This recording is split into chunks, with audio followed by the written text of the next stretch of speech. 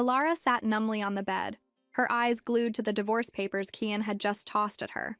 The man's voice was ice-cold. "Alara, you'll carry the guilt of what you did to Chloe for the rest of your life. I was wrong about you.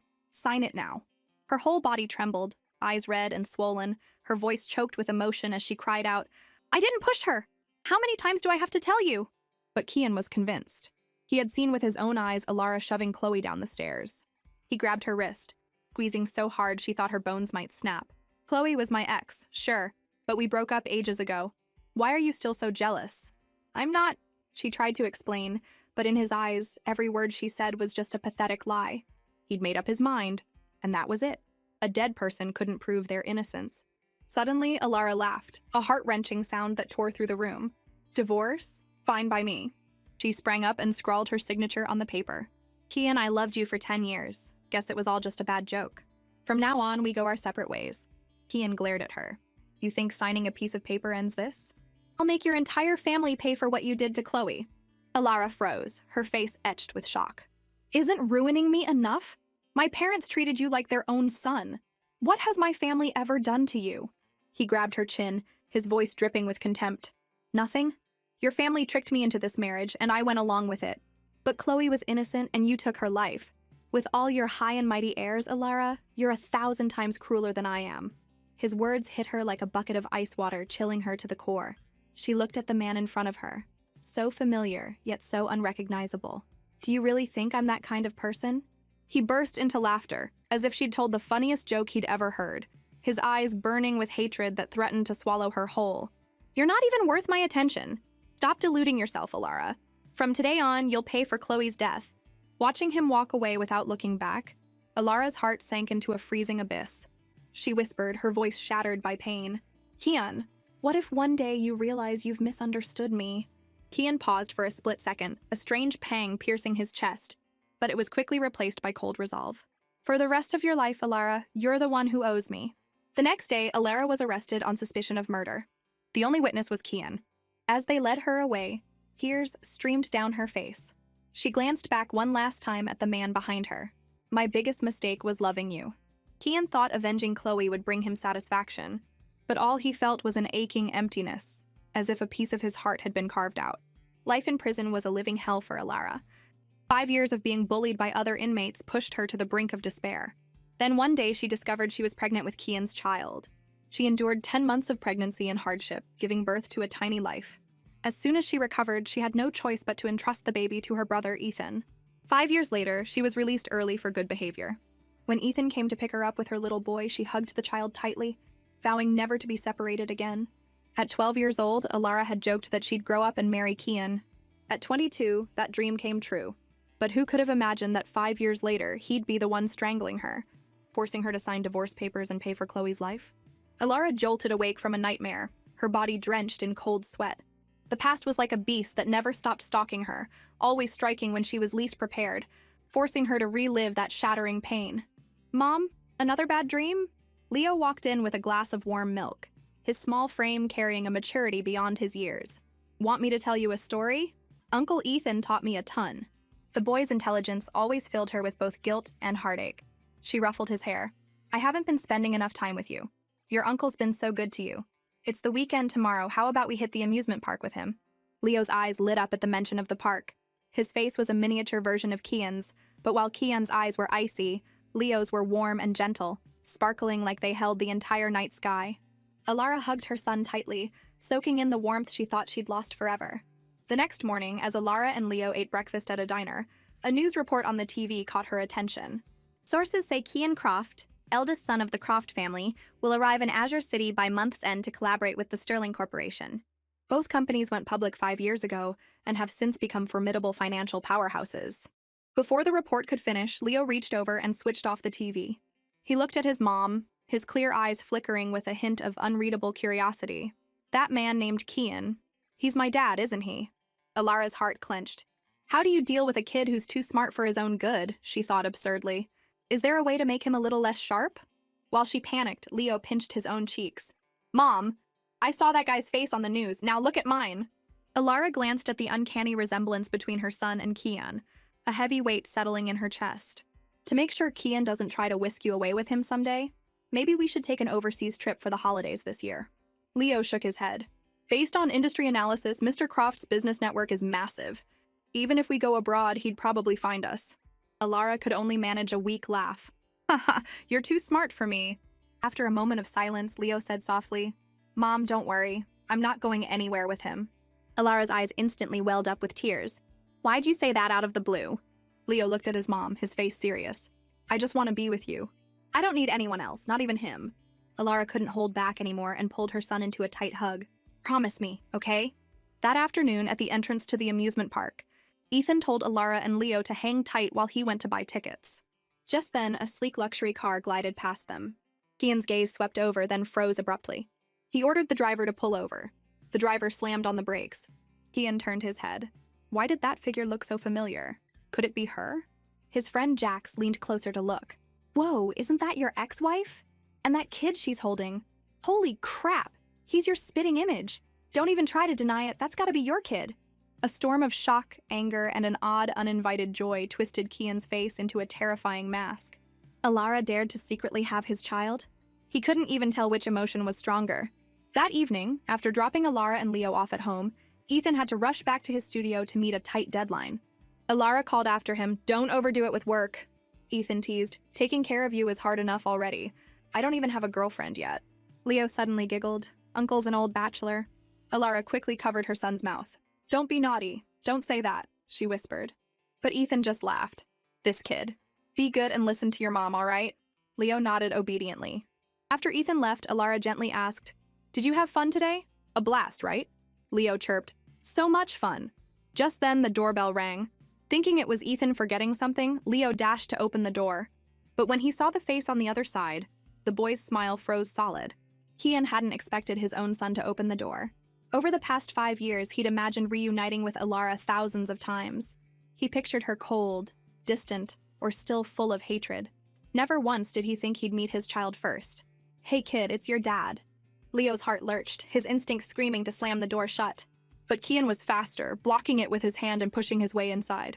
The moment Alara saw him, her heart plummeted. Bone-deep fear and pain surged back, making her stagger. How did he find us? Is he here to take my son? Kian stepped forward. It's been a while. Alara bit her lip, staying silent. But Leo instantly spread his arms to shield his mom, his small face full of wariness. Mr. Croft, my mom and I are law-abiding citizens. Say what you need to say and leave. He grabbed Alara's hand and tugged. Mom, don't be scared. Let's just go to bed. As they turned to leave, Kian's angry voice cut through. Hold it! You're not going to explain this, kid? Alara froze. 5 years of pent-up anguish and pain bursting like a broken dam. She spun around, her voice choked with tears. Explain what? I was in prison for 5 years. Why can't you just leave me alone? Is someone with a criminal record like me worth your visit? He stepped closer, grabbing her arm. Don't assume you know what I'm thinking. When was the kid born? What's it to you? In prison, obviously. Why do you care if someone like me was pregnant? I'm not worth your attention, am I? Guess only Chloe ever was. Say her name, he roared. Alara struggled to pull her arm free. Let go! As she raised her wrist, a tangle of scars came into view before his eyes. Kian's pupils constricted in shock. Unable to hold back, he asked, What happened? Where did those scars come from? Seeing the shock on his face, Alara let out a bitter laugh. Isn't this the gift you gave me? Kian, I've endured enough of the pain you've caused. I'm begging you, just let me go. Kian's hand fell limp, his eyes filled with doubt. Alara lowered her head. Please leave. 5 years in prison had crushed every illusion she had. The eyes once brimming with love now held only shattered hatred. Not a trace of affection remained. He had wanted to cage her, to make her regret for the rest of her life. So how did it come to this? Who had hurt her in prison? Who had broken her proud spirit? A fierce fear gripped Kian, choking him. He was afraid he no longer understood the woman standing before him. They had lived together for 5 years, yet now she felt like a complete stranger. When she looked up, the hatred in Alara's eyes surged like a raging tide. Get out! Kian finally left. Standing outside the door, he kept asking himself, how did Alara become like this? What had she gone through in those 5 years? His chest felt heavy, his hands clutching his collar, struggling to breathe as if being strangled. Inside, Alara leaned against the doorframe, pain silently spreading across her face. Every suppressed emotion crashed over her like a tidal wave. The dark, hopeless days screamed in her ears, pulling her back into the abyss. Mom, want some milk? Leo's voice broke the silence. Alara nodded, pulling her son into a tight embrace. After a chaotic night, she hoped Kian would leave them alone. But the next afternoon, the unthinkable happened. Ethan called, his voice frantic. He couldn't find Leo at preschool. The principal said he'd been picked up by Kian. Alara clutched her shirt, her fingertips trembling. It's okay. Don't be afraid. Kian had stolen the last shred of trust she had. Now she would use everything she had left to fight him. Meanwhile, Kian held Leo's hand, leading him into the Croft family mansion. Kian's mother, Eleanor, froze for a second when she saw the boy, then asked gently, "Sweetheart, who are your parents?" She reached to hug Leo, but he deftly sidestepped. "You don't need to know who my mom is," Leo said, his voice clear but cold. "And I don't care who my dad is." Kian frowned. "What's that supposed to mean?" "Exactly what I said." Leo's eyes showed no trace of fear. Eleanor stepped closer again. "Is your mom doing okay?" Leo dodged once more. "Prison food's covered by the state, so my mom's never gone hungry." Kian's temper flared, and he lifted Leo off the ground. "Taught you to talk like that. All sharp and prickly? Was it Alara?" Leo tilted his head back, unfazed. "Everyone says it. That my mom was in prison. In fact, you said it yourself in front of her yesterday." Kian's heart twisted. He set the boy down a bit roughly. "Learned a few tricks from your mom and came here to give me a hard time, huh? If I'm bothering you, let me go," Leo said, brushing off the sleeve where Kian had grabbed him. "If you think you can use me to threaten my mom, you're wrong. It'll just make us hate you more." Kian smirked inwardly. "So she really does hate me. And she's taught our son to hate me too. How did it come to this? This wasn't what he wanted." He slammed his fist against the doorframe.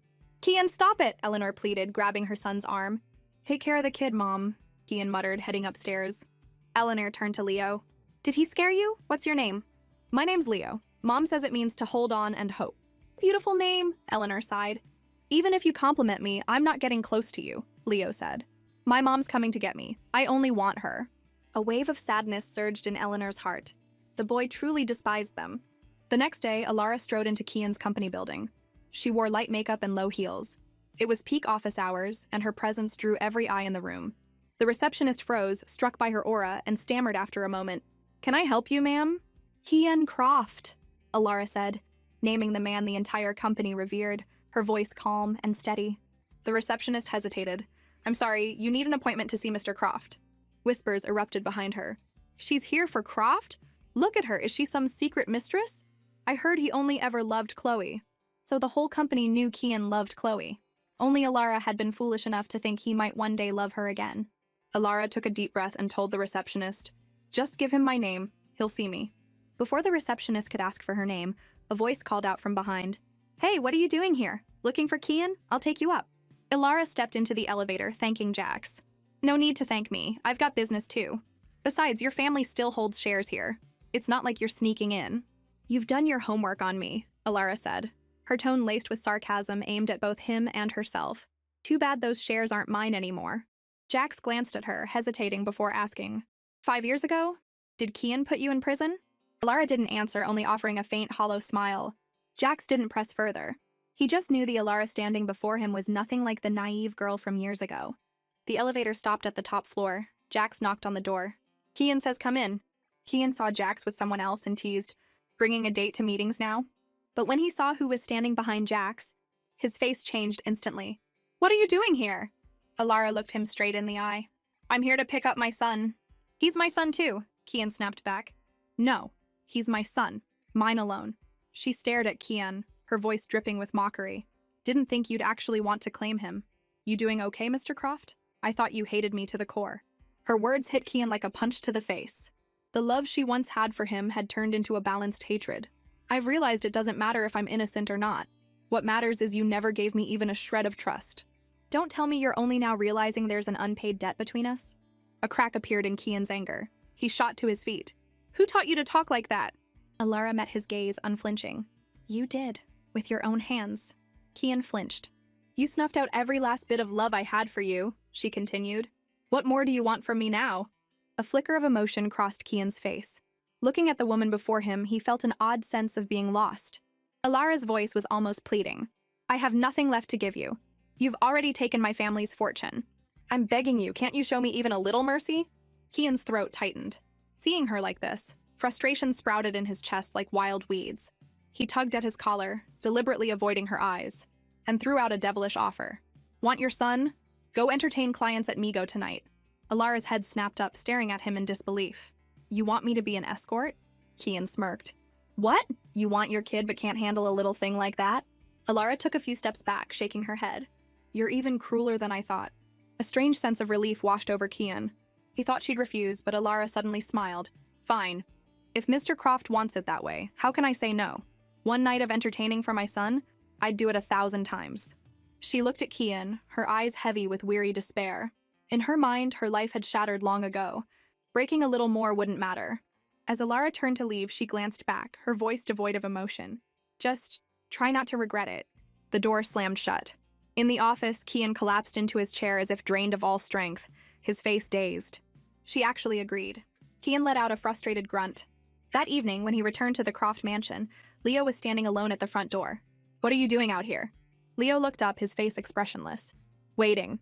From now on, I'll take care of you. Even your name will change. You'll take my last name. But Leo pulled his hand away. Mr. Croft, have you followed proper legal procedures? If you want custody, you'll have to beat my mom in court first. Kian laughed. You're my son. What tests do we need? Why would I need procedures to raise my own kid? Leo narrowed his eyes. Mr. Croft, I was born after you divorced, so custody legally belongs to my mom. Kian's pupils shrank. He couldn't believe his ears. What did you just say? A 5-year-old this sharp? Leo didn't flinch at his shock. Mr. Croft, if I wasn't your son, if I was some other man's child with my mom, would you still act this way? Kian's chest tightened, irritation surging within him. He looked away, his voice stiff. Don't talk nonsense. Any guy who dared touch your mom would be a dead man. Seeing his reaction, Leo gave a small smile. Mr. Croft, you'll never understand how we've lived these past 5 years. That's why I can't get close to you. He turned, staring into the distance. I'm waiting for my mom. You go ahead. Kian rubbed his temples, exhausted. Why doesn't anyone in this family give me a moment's peace? At 8 o'clock that evening, Alara arrived at the entrance of Migo. She had styled her hair and wore an elegant yet sharp tweed outfit. At the same time, Kian stepped out of a luxury car. Alara looked at him, sadness welling up. From her teenage years until now, she had loved him for 15 years, suffering her whole life.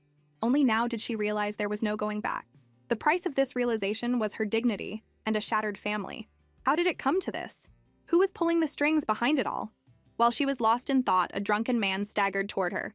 Hey, pretty lady, you alone? Want to hang with me?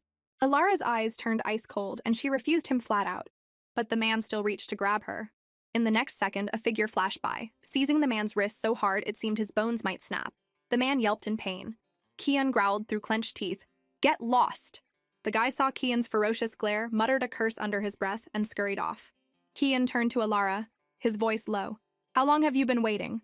Alara lowered her eyes, her long lashes casting shadows on her cheeks. Not long. 10 minutes. Kian studied her.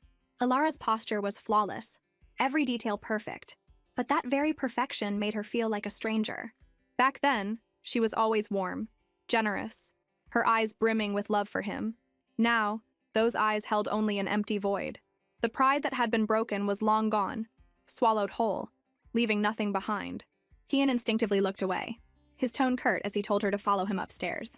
They took the elevator to the 2nd floor, but at the door to the private room, Alara froze. Kian glanced down. What, not going in? Alara stayed silent, her lips pressed tight. Kian smirked to himself. Good. There's still time to back out. Just as he thought that, Alara clenched her fists, pushed the door open, and stepped inside. The moment she entered, an older man whistled. Wow, this one's a knockout. Who brought her? From behind, Kian's lips curled. What do you think, Finch? Like her? Finch immediately pulled Alara to sit beside him. Kian, my man, you know me too well. How'd you know she's exactly my type? Alara gritted her teeth, swallowing her disgust. Finch leaned close to her ear. Want to have some fun, sweetheart? Kian sat nearby, his fingers unconsciously tightening around his glass of whiskey. Next to him, Jax whispered, Kian, should I say something to Finch? No need, Kian said, cold as ice. He wanted to see how long Alara could keep this up. Alara's brows furrowed, but she refused to back down. When Finch whispered in her ear, she gently pushed him away, flashing a dazzling smile. You're Mr. Finch, Mr. Croft's business partner, right? Finch's face fell. Hey, we're here to have fun, not talk shop. Kills the vibe. So it was him. Since Kian's goal was for her to entertain clients, all she had to do was keep Finch happy. With that in mind, Alara turned to the room. I got here late, so I'll take a drink as a penalty first. Go easy on me when we play, okay? Finch laughed heartily. You're too cute. Alara smiled back, nestled in his arm, subtly using her glass to keep some distance. You're pretty charming yourself, Mr. Finch. Watching Alara flash a radiant smile at another man, Kian felt a strange fire ignite in his chest. He'd only brought her here to force her to give in, to make her beg him. Why was she being so stubborn? Jax glanced over and saw Kian's face radiating pure menace. He was really pissed now. Kian, you okay? He asked cautiously. Kian gritted his teeth, his eyes like daggers piercing Alara. I don't care, let her do whatever she wants. Yeah, as long as she finishes the job with Finch, who cares what happens to her? Even if she ends up in bed with him. In the midst of his chaotic thoughts, the room erupted in cheers. You lost! Give us a kiss! Kian's head snapped up, just in time to see Finch leaning down to kiss Alara. He roared, What the hell are you playing at? His shout silenced the entire room.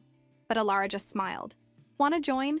Isn't this what you wanted? To see me humiliated? Why pretend to care now? Kian shot to his feet, spitting out 2 icy words. No thanks. But the anger had boiled up from the depths of his heart. He didn't even have time to question why he felt this way. In that split second, his mind was consumed by a single wild thought. Take her home, lock her up. Don't let any other guy touch her again. She's mine, and anyone who tries will pay. Finch seemed oblivious to Kian's darkening expression. He picked up a strand of Alara's hair, bringing it to his nose and inhaling deeply. By the way, you haven't told me your name, sweetheart. At that, Alara froze, unsure how to respond. Seeing her face pale, Finch teased, What? You're not some secret heiress, are you? Don't scare me now. Alara quickly dropped her smile and stood, swaying slightly. I'm feeling a bit dizzy. Gonna hit the restroom. I'll tell you when I'm back. Finch whistled. I'll be waiting, sweetheart.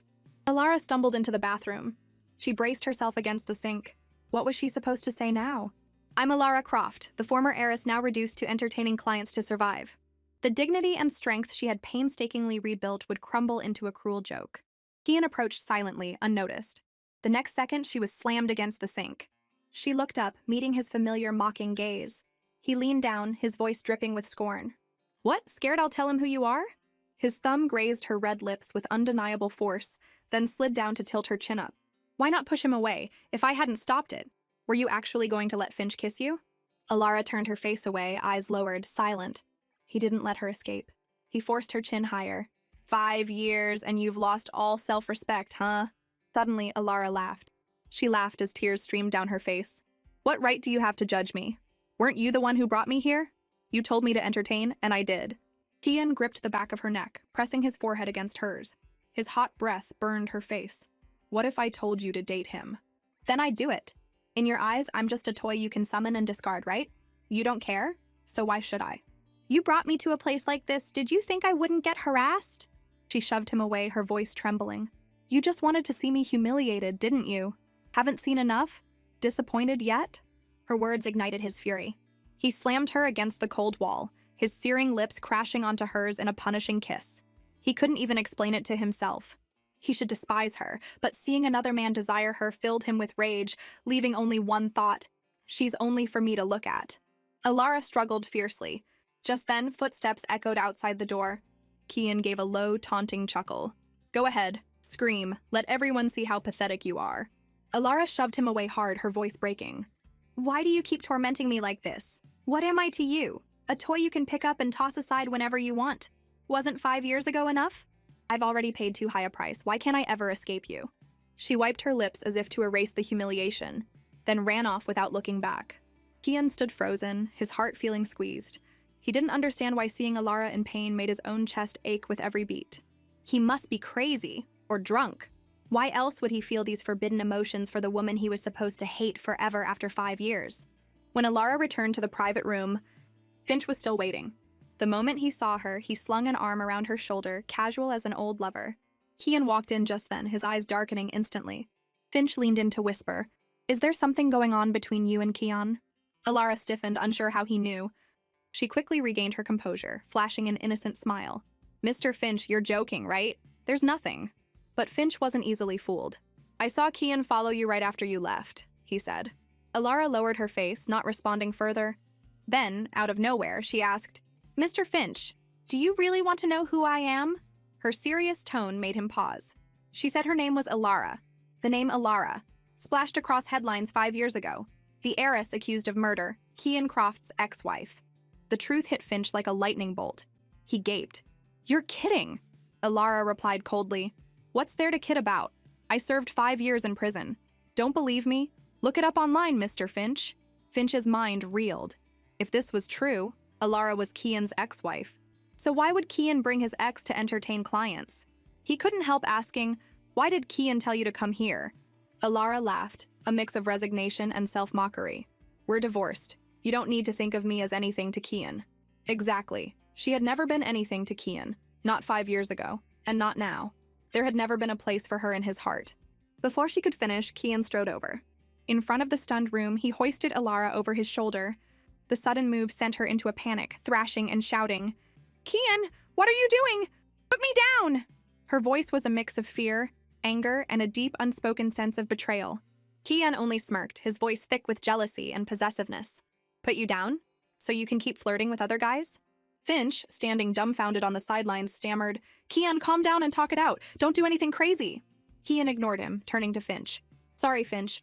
Tonight, she's mine. We'll catch up later." Finch jumped up. "Kian, you jerk! You bring a girl here and then steal her for yourself?" Alara's face flushed red. Being carried like a sack in front of everyone was utterly humiliating. "Kian, put me down!" "What if I don't?" Kian said, hauling her out of the room without a glance at the gaping crowd. The jolt made Alara dizzy. Humiliation and rage boiled over. "Let me go!" Kian only mocked her. "Nice one. Quite the vocabulary. That Ivy League education wasn't wasted.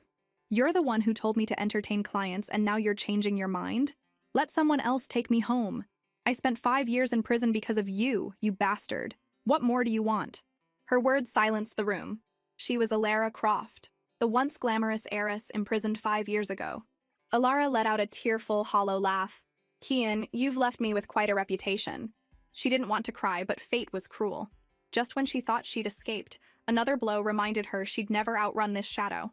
"Haven't you humiliated me enough? Put me down!" Alara thrashed on his shoulder, but Kian was unrelenting. "Stay still." Before he could finish, a dull thud sounded. Alara went silent. Panic gripped Kian's chest. He quickly lowered her, pulling her into his arms, calling her name repeatedly, but she didn't respond. In the quiet hospital room, Alara slowly opened her eyes, looking around in a daze. Seeing her silence, Kian knew she didn't want to talk. He spoke first, his voice stiff. "You awake?" Alara shot him a cold glance, saying nothing. Kian sat beside the bed. "What, still mad at me? I saved you tonight, you know." Alara reacted as if she'd heard the lamest joke in the world. "Oh, I should thank you? You ruined my life 5 years ago, and now you're finding new ways to humiliate me. I must have done something truly awful in a past life to be destroyed by you so thoroughly." Her words cut into his heart like a knife. He leaned closer. "You're still trying to justify yourself? Chloe's death." "What if Chloe's death had nothing to do with me?" Alara interrupted. "Kian, just answer me one thing. If it really wasn't me, could you ever repay the debt you owe me in this lifetime?" Kian's pupils shrank. He stared at her, full of doubt. "Impossible. I saw Chloe get pushed with my own eyes. It was you, Alara." But as Alara looked straight at him, her eyes, once filled with love, were now empty, desolate. All her feelings had been devoured by the hatred from 5 years ago. "Kian, I don't hate you, because now I just feel sorry for you. Whether I hate you or not doesn't even matter anymore." Her words shocked him, igniting his anger. "Stop pretending you're innocent. If you had something to say, you should have said it 5 years ago. Have you ever given me a chance to speak?" Alara's voice was choked, exhausted. "No, you never believed a single word I said. I was your wife for 5 years and you never cared about me. Kian, if you didn't love me, why did you marry me? Do you think you did right by me? By Chloe?" Kian finally lost his composure. "You climbed into my bed. That's the only reason I married you." Alara slowly lowered her head, her hair hiding her face. "So that's how you see me. You've really forgotten everything. Love is useless and longing is a joke. Kian, everything I ever did for you was a waste. If I could do it all over, I'd choose to never have met you." She pointed at the door, screaming, "Get out!" Seeing her, Kian was stunned by her raw ferocity. The commotion brought nurses rushing in. Kian was pushed out as they restrained Alara, a needle with sedative piercing her arm. She went limp, passing out again. He didn't understand what was wrong with her. In his daze, he remembered the jagged scars on her right arm. How desperate must she have been to harm her precious hands? She was a designer, those hands were her lifeline. What had broken her so badly she'd hurt herself? When had she become like this? What had she endured in prison? The head doctor approached, handing him a report. Mr. Croft, your wife's condition isn't good. She's suffering from severe depression, likely from serious psychological trauma. Has anything happened between you two recently? Kian gripped the report tightly, his knuckles turning white. No, he replied, his voice flat. The doctor sighed. Medication alone won't be enough. According to her records, she hasn't been cooperative with treatment. She needs long-term care. Do you know what she likes? That last question left Kian speechless. He suddenly realized he didn't know what Alara liked at all. Seeing his blank look, the doctor continued. I suggest you find out. Her condition is severe. Did you know the scars on her arm are new ones layered over old ones? The most recent is from 2 weeks ago. So she'd been hurting herself. Kian's throat tightened. An unnamed emotion clogged his chest, making it almost impossible to face her. But she killed Chloe. He should be glad to see her like this, right? So why didn't he feel the slightest bit satisfied? Kian finally made a decision. He pulled out his phone and dialed a number. I want you to investigate everything that happened to Alara during her 5 years in prison. I suspect someone impersonated me to harm her. After Alara was admitted to the hospital, Kian brought their son to visit. But the first thing Leo said was, Mr. Croft, is my mom sick again? The CEO's face darkened instantly. Call me Dad, he corrected. The boy already knew about Alara's condition, Kian realized. Suddenly, Leo squirmed, demanding to see his mom. Kian frowned, his voice stern. Call me Dad or you don't get to see her. Leo hesitated for a long moment before mumbling, Dad. His cheeks flushed, clearly embarrassed, as he muttered, Don't make me... Hearing Dad, the frustration in Kian's chest melted away. You'll get used to it. I'm your father, after all. What's wrong with calling me that? But the boy lowered his head, murmuring, But I'm 5 years old. For 5 years, you never once cared about me. Your mom hid you too well, Kian said helplessly. I only just found out you existed. Leo's head snapped up. What about when Mom was pregnant? Don't tell me you didn't know that either? The question left Kian stunned. He couldn't answer. If he'd known Alara was carrying his child, he might not have sent her to prison. Facing Leo's gaze, Kian felt a pang of guilt and changed the subject. Enough about that. Your mom's not doing well. I want you to comfort her. Leo lowered his head, his voice soft. Okay. Mom's really sick. She's usually fine, but anything related to you makes her worse. Anything related to me? The words hit Kian like a slap in the face. So, in Alara's mind, he'd become a monster to be avoided at all costs. She couldn't bear anything tied to him. The hospital room door creaked open. Leo immediately saw Alara lying there. Mom, he called softly. Alara's eyes fluttered open. Her face was pale and gaunt, but the moment she saw Leo, her eyes lit up. Leo, my love, what are you doing here? Leo rushed forward, curling up in his mother's arms. Are you sad again, Mom? Alara held him tightly, her voice trembling with an apology. I'm so sorry, baby. Did I scare you again? Leo quickly shook his head, saying it was okay. You won't do it again, Alara repeated, as long as you're back with me. But Leo suddenly glanced at the door. Mom, he picked me up today. I know you don't like it, but he really is my dad. No, he's not. Alara's voice was panicked. Leo looked up at his frail mother. I don't like him either, but having a dad feels kind of safe. But if you don't want to get back with him, I won't push you. Whatever you choose, I'll follow. Hearing her son speak so maturely for his age, Alara's tears finally fell. Leo, I'm not scared anymore. Let's go home and live with Uncle Ethan, okay? Leo nodded, his eyes full of determination. When Alara fell asleep, Leo slipped outside. Kian was waiting. How's your mom doing? She's okay, Leo said, then hesitated before using the new term. Dad, when Mom gets better, I have one condition. You have to let us go back to our family. Mom's not as sad as she used to be. Kian frowned. Back to that rundown place? You want to keep living like drifters? Leo's face darkened. If it weren't for me, would you even care if Mom lived or died? The question struck Kian's core, leaving him speechless again. See? You two don't love each other. Staying together would only cause pain. I'm best off living with Mom. You can visit me anytime. I'll talk to Mom about it. Think it over, Dad. Kian felt a pang in his chest. How was a 5-year-old so perceptive? The boy's maturity stabbed at his heart. But this was his son, a Croft. He couldn't let him suffer out there. He had to be raised in the family. In the days that followed, Kian brought Leo to the hospital to visit Alara. Perhaps because of her son, Alara's spirits visibly improved. She was slowly emerging from her depression, though her eyes still burned with hatred whenever she looked at Kian. A few days later, Alara was discharged. Ethan fussed over her. Take your meds on time. Don't just pop a pill when you feel bad. This isn't a cold. One dose won't fix it.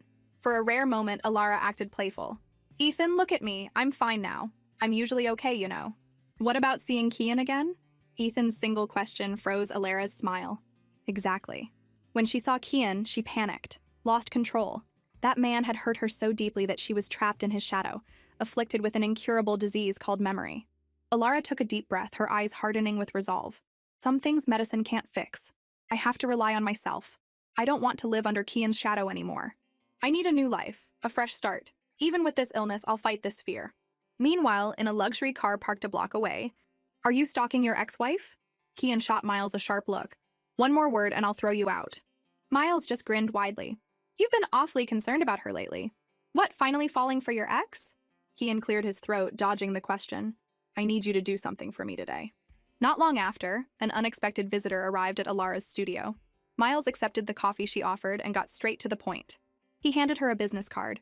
Ms. Alara, are you the designer Dama? Sorry, no, Alara denied immediately. Don't be so quick to say no, Miles interrupted. My company's launching a spring wedding dress line, and we'd be honored to collaborate with you. But Alara shook her head. Sorry, I'm not Dama, and I don't want to design wedding dresses.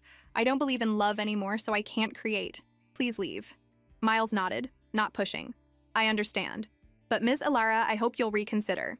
Even if you've been hurt, wounds need sunlight to heal. Your talent is yours. No one can take it away. I believe in you. Alara froze, looking up at Miles's encouraging gaze. He stood up. I'll get going. If you change your mind, call me anytime. Our design team would love to work with you. Thanks for the coffee, it's great. Leaving Alara's studio, Miles headed straight to the black car parked by the curb. As he slid into the passenger seat, Kian asked, Well? Miles shook his head. She refused. I figured, Kian muttered. Seeing Kian's distracted look, Miles raised an eyebrow. Why not ask her yourself? Why send me? Kian's grip tightened on the steering wheel. If I went, she'd rather die than accept the help. Miles smirked slyly. True, she'd probably rather see me than you. Kian shot him a deadly glare. Looking to get yourself killed? Miles raised his hands in surrender. Whoa, don't get so heated. I'm helping you make money and this is the thanks I get? His voice turned serious. But really, if you care about her so much, why'd you throw her in prison 5 years ago? Miles was right. She was supposed to be the person he hated most. So why was he trying so hard to help her? After a long silence, Kian's voice came out hoarse. Because she killed Chloe. And Chloe was pregnant at the time. But it turns out Alara was pregnant too. You didn't know, Miles pointed out, his tone dripping with sarcasm. The implication was clear. For his mistress, Kian had locked up his pregnant wife. Seeing the car suddenly speed up, Miles smirked. What, hit a nerve? Kian gritted his teeth. I've been too easy on you. I'll call your grandpa and spill all about your little flings. Now it was Miles' turn to panic. Kian, that's low. What kind of friend are you? Who said I'm your friend? Finally, Kian dropped Miles off at home. As soon as he got there, his phone rang. A clear, young voice came through. Dad, it's me. Kian's tone softened instantly. Leo, what's up? Leo spoke like a tiny adult. Dad, did you see Mom today? Kian's heart skipped a beat. Why do you ask? Your mom said someone recognized her as Dama and wanted to hire her. I know you sent that person, right? He's definitely my son, Kian thought. Got my instincts. Yeah, Kian admitted. I wanted to help your mom. But why only now? Leo pressed. If it's because you feel guilty about the last 5 years, we'll take it. But if it's just pity, we don't need it. Kian's heart sank. Did your mom tell you to say that? No, Leo replied from the other end. I thought of it myself. Mom doesn't know I'm calling you. Kian sighed. I just want to help you and your mom. Why won't you let me? I don't need a better life, Leo said. If you don't have feelings for my mom, please don't bother us anymore. But thanks for thinking of us. With that, he hung up. Kian stared at the dark screen, dazed. A wave of panic rose within him. He felt like he was losing both Alara and Leo. Meanwhile, after Miles left, Alara sat alone in her studio. Seeing her glum expression, Ethan walked over and ruffled her hair. What's on your mind? Alara looked up, her eyes full of hesitation. I'm thinking, maybe I should take his offer. Alara, if you don't want to, don't force yourself, Ethan said. But Alara shook her head, her gaze clear and resolute. No, I think he's right. Some scars need sunlight to heal. The pain Kian caused, maybe it doesn't hurt as much as it used to. That afternoon, as Alara stepped into the appointed lobby, a receptionist spoke up. You're Ms. Alara, right? Please follow me this way. Alara froze, surprised someone was waiting for her. She nodded and followed. But when the door to the private room opened, she stopped dead in her tracks. Kian lounged on a luxurious sofa, exuding a cold, aristocratic air. His handsome face was shadowed by an icy distance. I'm the one who sent Miles to see you. Sit down and let's talk. There's nothing to talk about. Alara suppressed her shock, her face hardening as she turned to leave. But Kian's cold laugh stopped her. Alara, are you that scared of me now? Where's the confident, talented designer from 5 years ago? His words stabbed at her pride, forcing her to stay. Finally, she sat across from him. What do you want? Looking at the woman before him, Kian realized this was the first time in 5 years they'd faced each other so calmly. Alara was no longer the girl who loved him unconditionally, and he wasn't the same Kian either. He regained his composure and laid out his terms. Let's make a deal. I'll provide orders and connections for your studio. In return, the Croft family will raise Leo. You can visit him anytime, but his life is our responsibility from now on. Alara rejected it instantly. No need. My brother and I can take care of him. But Kian only smirked. You really want to go up against me? One phone call and I can have you and your brother out on the streets. Leo would be sleeping on the sidewalk with you. Alara's head snapped up, her eyes blazing with anger and accusation. You're using my son to threaten me? Don't flatter yourself, Alara, he said coldly. I'm not threatening. I'm just taking back my son. This is the gentle way. If I used force, do you think you could stop me? His words cut into her heart like a knife. Her eyes reddened, her voice choked with bitter resentment. Kian, you're heartless. Have you ever considered that Leo is my son too? Why do you get to take whatever you want while I'm left to just endure? Seeing the tears welling in her eyes, Kian felt a strange jolt. An unfamiliar emotion flickered through him.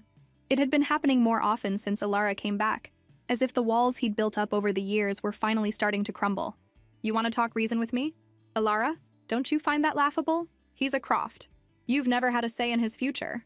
Alara gave a sorrowful laugh. Maybe not, but I raised him for 5 years. You didn't lift a finger. So you want money?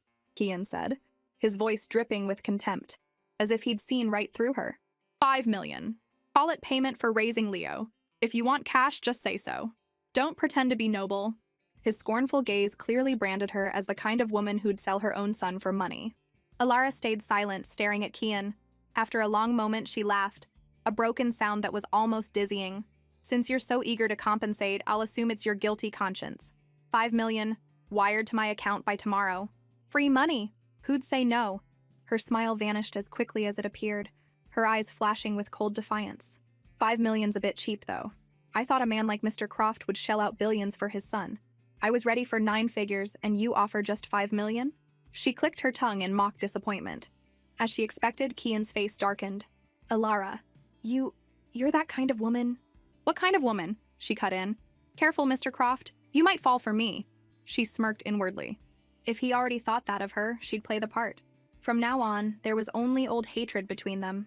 No trace of affection left. She straightened her back and stood. If there's nothing else, I'm leaving. The next morning, Alara jolted awake from a nightmare, murmuring, Don't take my son. Leo beside her immediately handed her a glass of water. Mom, another bad dream? Take your meds.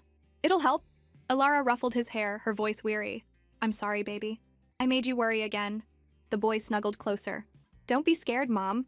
Uncle Ethan and I will always be here for you. Alara's hands trembled. I won't ever leave you either, she promised. Leo looked up at her, his clear eyes reminding her of the first time she met Kian.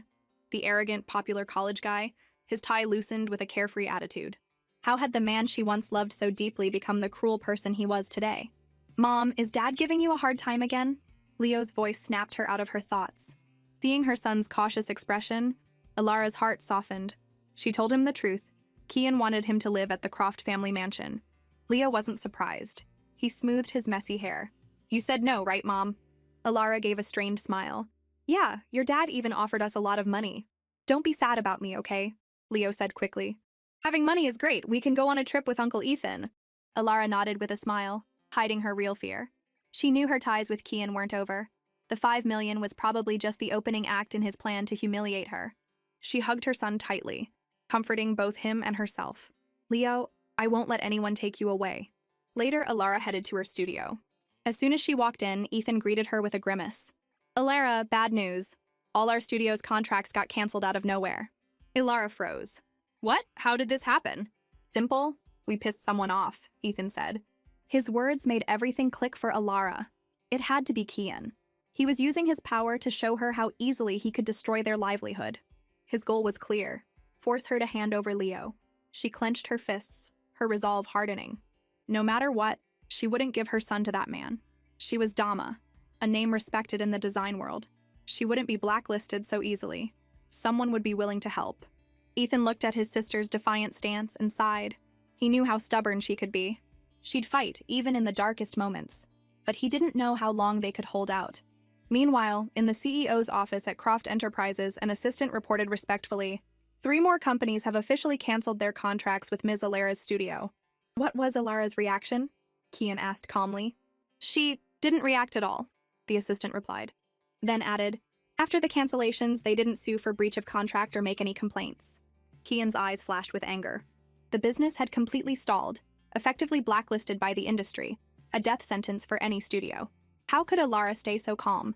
It seemed she was determined to fight him to the end. A cold smile flickered across his lips. If she wanted a battle, he'd give her one. He'd see how long she could hold out. One day, she'd come to him, head bowed, begging. A couple of days later, Alara discovered that all of her design work had been scrubbed from the internet. Ethan was shaking with rage. This isn't just targeting us anymore, he's trying to cut off our livelihood. You carried his son for 10 months, you went to prison for him. How could he do this to you? Alara's lips trembled, but she forced herself to stay strong. Ethan, there has to be a way. We can't give up. I will not hand Leo over to him. At that very moment, Leo was standing outside the CEO's office at Croft Corporation, blocked by a secretary. He told her he was there to see his dad. The secretary had seen her share of women claiming to be Mr. Croft's latest fling, but a child was a new one. She looked him up and down with disdain. Little boy, who put you up to this? Is your mother trying to use you to trap Mr. Croft? Leo's cheeks flushed red with anger. He clenched his little fists. My mommy doesn't care about your Mr. Croft, but I really am Kian's son. The secretary actually grabbed the collar of Leo's shirt and started dragging him away. I don't hit children, she snapped. But a brat like you needs to be taught a lesson. Who did you just call a brat? A voice as cold as ice cut in from behind them. The secretary froze. She turned slowly and saw Kian standing there, his face a thunderous mask radiating a suffocating pressure. Panic seized her. This kid is a liar. He said you were his father. He is my son, Kian cut her off. So what? It seems my secretary has gotten bold. First you insult my son. What's next? Are you going to walk all over me too? The secretary's legs gave out and she collapsed to her knees, begging for forgiveness. But Kian didn't even look at her. You're fired. Go to accounting and get your final paycheck, he said, before scooping Leo up and walking into his office. He set Leo down on the sofa and crouched in front of him, the icy aura around him instantly melting away. What did you need to see me about? He asked, puzzled. Leo looked him straight in the eye. Was it you? Did you give the order to push my mommy into a corner like this? The smile on Kian's face froze. He never imagined his son would come to him just to accuse him. Are you here to question me? Not question. I'm here to get justice for my mommy. Kian let out a short, sarcastic laugh. There's no such thing as justice in this world. Power and status are all that matter. Daddy, I don't agree with you. Leo was getting emotional, his eyes turning red. My mommy and my uncle are trying so hard to live their lives. Why do you have to push them around? If you're doing all this just for me, then please stop this pointless game. Kian reached out and gently wiped a tear from the corner of the boy's eye. Did Alara tell you to say that? He probed. Did she send you here to tell me her little tactics won't work? Leo stared at Kian for a long moment, then suddenly he smiled. It was a smile of understanding that didn't belong on a child's face, and it made Kian's heart sink. Mr. Croft, you wanted me, right? I'll come back to the Croft mansion with you. Just stop pressuring my mommy. Kian was completely stunned. The kid not only refused to call him dad, but also had such a disappointed look on his face. Are you sure?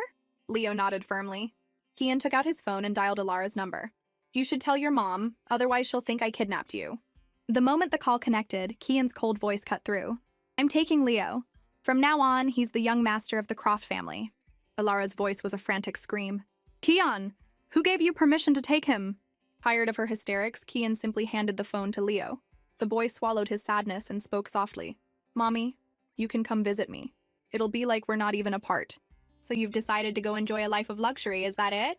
Leo's eyes instantly filled with tears. It's not like that, he explained frantically. I just don't want to see anyone bully you, Mommy. On the other end of the line, Alara finally understood her son's sacrifice. Her voice was so choked with sobs she could barely speak. It's my fault. I'm useless. That's why you have to do this. Don't be sad, Mommy. You can come see me at the mansion. Mr. Croft didn't say you couldn't. I know. As soon as you get there, I'll come find you. Just then, Alara's voice, full of defiance, came through the phone. Are you really determined to fight me for our son? He's a Croft. There's nothing wrong with me bringing him home, is there? Kian cleared his throat, his tone softening slightly without him realizing. If you want, you can come live here with him. Alara's voice suddenly became firm, filled with a desolate resolve. Let's go to court. Kian was taken aback, then laughed mockingly. Jax is the best lawyer in the entire city. You want to take me to court? Alara, are you being naive? Then I'll see you in court. Alara fought back tears, declaring that when it came to her son, she would never back down. The line went dead. Kian stared at the dark screen, a mix of emotions churning inside him. Had he really just asked her to move in? Ridiculous. Alara tried to find a lawyer to take on Kian, but she was turned away 5 times. The moment she mentioned Kian's name, they all politely declined. But she wasn't ready to give up. It's okay, she told herself. If I can't find one today, I'll find one tomorrow. As Miles was driving past the mall, he happened to see Alara standing on the side of the road. Surprised, he found a place to park and walked over to her. Alara didn't notice him until his shadow fell over her. She looked up and saw Miles, instinctively taking a few steps back. Miles chuckled. Why are you so scared of me? Last time, I really was just trying to help you and Kian. He trailed off when he saw her frown, her eyes clearly saying, let's see you talk your way out of this one. Seeing her expression, Miles dropped the act and apologized sincerely. Okay, my bad. I lied to you last time saying it was a business collaboration when I was really just helping Kian find you. I'm sorry. Please don't be mad. He paused. You look down. Did something happen? I'm looking for a lawyer to sue Kian, Alara said, her voice cool, but with a tremor she couldn't hide. He took my son back to his family's home without my consent. But Leo is my son too. Miles looked surprised, then concerned. Honestly, that's not going to be easy. Forget Seaview City in this whole state, beating Kian in court is next to impossible. Even though she had expected it, hearing him say it made Alara's heart sink. Seeing her face pale, Miles didn't have the heart to crush her hopes further. Look on the bright side, he said. The Croft family has money. Leo won't be mistreated living with Kian. You're still young. Don't let yourself get trapped by Kian. You can have a fresh start. For me, the best thing is having my son with me. Alara cut him off. Without him, what's the point of a fresh start? I'm not telling you to give up on him. You can go to their house, see him, play with him. But you need to free yourself from the idea that he's a chain holding you down. Do you know what I mean? Seeing her stunned expression, Miles added, You are the most important person in this equation. Don't forget, you're Alara. The name Alara felt like a needle piercing her heart. Her eyes reddened as she looked at Miles. Thank you. Every time we meet, you always find a way to comfort me. As a show of gratitude, she offered to buy him dinner. Miles smiled. Can I pick somewhere expensive? The question made her laugh. Kian gave me 5 million. 1 meal for you is nothing. Miles pointed to a Japanese buffet in the mall. As they walked in, he mentioned he loved Japanese food, and Alara smiled in agreement. Me too. 5 years ago, I set a record here. 22 plates of sweet shrimp in one sitting. Miles paused, the menu in his hand. 22 plates? When the food arrived, Alara's eyes practically sparkled. Seeing her finally happy, Miles asked casually, Who were you with? The time you ate so much? Alara's hand froze mid-air. After a moment of silence, she answered, With Kian. Sweet memories from 5 years ago flooded her mind. But in the end, they were all just a one-sided fantasy. Sophie frowned at the sweet shrimp in front of her. Kian, I don't like sweet shrimp. If you don't want to eat, you can leave, Kian said coldly. Sophie pouted. Are you really that annoyed to be out with me? If my grandpa hadn't set this up, you wouldn't have even come, would you? Kian wiped his mouth, not bothering to hide his feelings. Frankly, if your grandfather hadn't asked, I wouldn't have even acknowledged you. Sophie's eyes welled up with hurt. How can you treat me like this? I like you so much. Can't you give me even a little bit of attention? Kian's mind drifted, and an image of the Alara from 5 years ago appeared in his head. She was a proud, elegant heiress to the world, but with him she was gentle and patient. Her eyes always filled with the hope that he would finally notice her. Kian, are you listening to me? Sophie slid closer, pulling him back to the present. Why don't you be with me? My family can help you. It would only be a good thing for you. Kian sneered. You think I need a woman to get ahead? Sophie panicked. No, that's not what I meant. I heard Alara is out of prison and I'm afraid she'll start bothering you again. I can be your shield. Please, just be with me. Kian refused without a second thought. Rejected, Sophie's spoiled princess attitude flared up. Why? Do you think I'm not good enough? The Alara from 5 years ago can't even compare to me now? Kian's eyes turned to ice. Sophie, don't push it. You don't have the right to talk about Alara. He stood up. If there's nothing else, I'm leaving. And in the future, don't use your grandfather's name to ask me out. I still have respect for him. Don't ruin it. But Sophie was persistent. I'm coming with you. Even if you don't drive me home, I'll follow you to your house and get a cab from there. As the car started, she suddenly pointed out the window. That looks like Alara. Kian's heart dropped. What did you say? He asked, turning to look. I just saw a woman on the street who looked a lot like Alara. She was with Miles. You saw wrong, Kian said stiffly, but a wave of irritation washed over him. When they arrived at the Croft mansion, Kian walked straight in. Sophie shamelessly followed him. He was just about to turn around and kick her out when she let out a cry of surprise. Is this your son? He looks just like you. Leo hopped off the sofa. Who are you? He asked, his voice bright. I'm your daddy's new girlfriend. Kian finally lost his temper. Don't talk nonsense in front of my son. Leo glanced at Sophie, then turned to Kian. Wow, your standards have really dropped. Kian looked helpless. She's not... Fine, I'll take your word for it, Leo said, his expression instantly changing to a sweet smile. He turned back to Sophie. Ma'am, why are you blocking the entrance to our house? Are you trying to break in? His words made Sophie's face turn beet red. Your daddy invited me in, she finally sputtered. Kian crossed his arms. Leo copied him. The two of them, one big and one small, stood there with identical expressions that screamed, Go on, keep lying. We're watching. Even Sophie's thick skin couldn't handle it. Her eyes filled with tears as she yelled at Kian, I won't give up, you'll regret this. Then she covered her face and fled. Leo watched her go, looking intrigued. If that were my mommy, she'd never be so rude. Hearing the word mommy, Kian's thoughts drifted back to Alara. The elegant, aloof heiress had always been too proud to chase after a man like that. Leo suddenly turned, his tone serious and far too grown up for his age. Mr. Croft, do you still have feelings for my mommy? Kian frowned, not answering. He didn't know. He did think about her constantly, but he told himself it was just hate. Leo looked at Kian's cold profile, his heart filled with disappointment. Mr. Croft was perfect on the outside. Family, fortune, connections, all top tier. But was a man who didn't care about his mommy really worth her throwing herself into the fire for him a second time? The answer was clearly no. Leo's eyes darkened. 3 days later, when Alara showed up at the house, Kian was helping Leo with his homework. The moment Leo saw her, he dropped his pencil and ran to her, his voice filled with joy. Mommy, how have you been? I'm doing great here, you don't have to worry. Alara looked at her sweet boy, her heart overflowing with love. She cupped his little face and promised she would be back to take him home soon. Her firm tone gave Leo a sense of security. But Kian, as always, had to ruin the moment. Don't waste your time. No matter how long I give you, you'll never find a lawyer who dares to go up against me. He paused, his voice dripping with condescension. If you ask me, I'm not against the three of us living together. You might as well just give in. Alara couldn't stand it anymore. Kian, how can you be so cruel? She interrupted. What more do you want from me? I did the 5 years. I took all the blame and the shame. I'm out now. Why won't you just leave me alone? Kian acted as if he'd heard the world's funniest joke. You're the one who showed up at my door. How is this me bothering you? Alara, you were never supposed to be in my life again. But you showed up with a child. You can't blame me for being suspicious of your motives. Alara quickly covered Leo's ears, trying to shield him from the hurtful words. Leo is my son, and he's your son too. No one would suspect their own child. Aren't you afraid of hurting him when you say things like that? Kian froze, his gaze shifting to the little boy in her arms. Leo's clear eyes were filled with disappointment. Mr. Croft, he asked, do you think my mommy is using me to get your attention?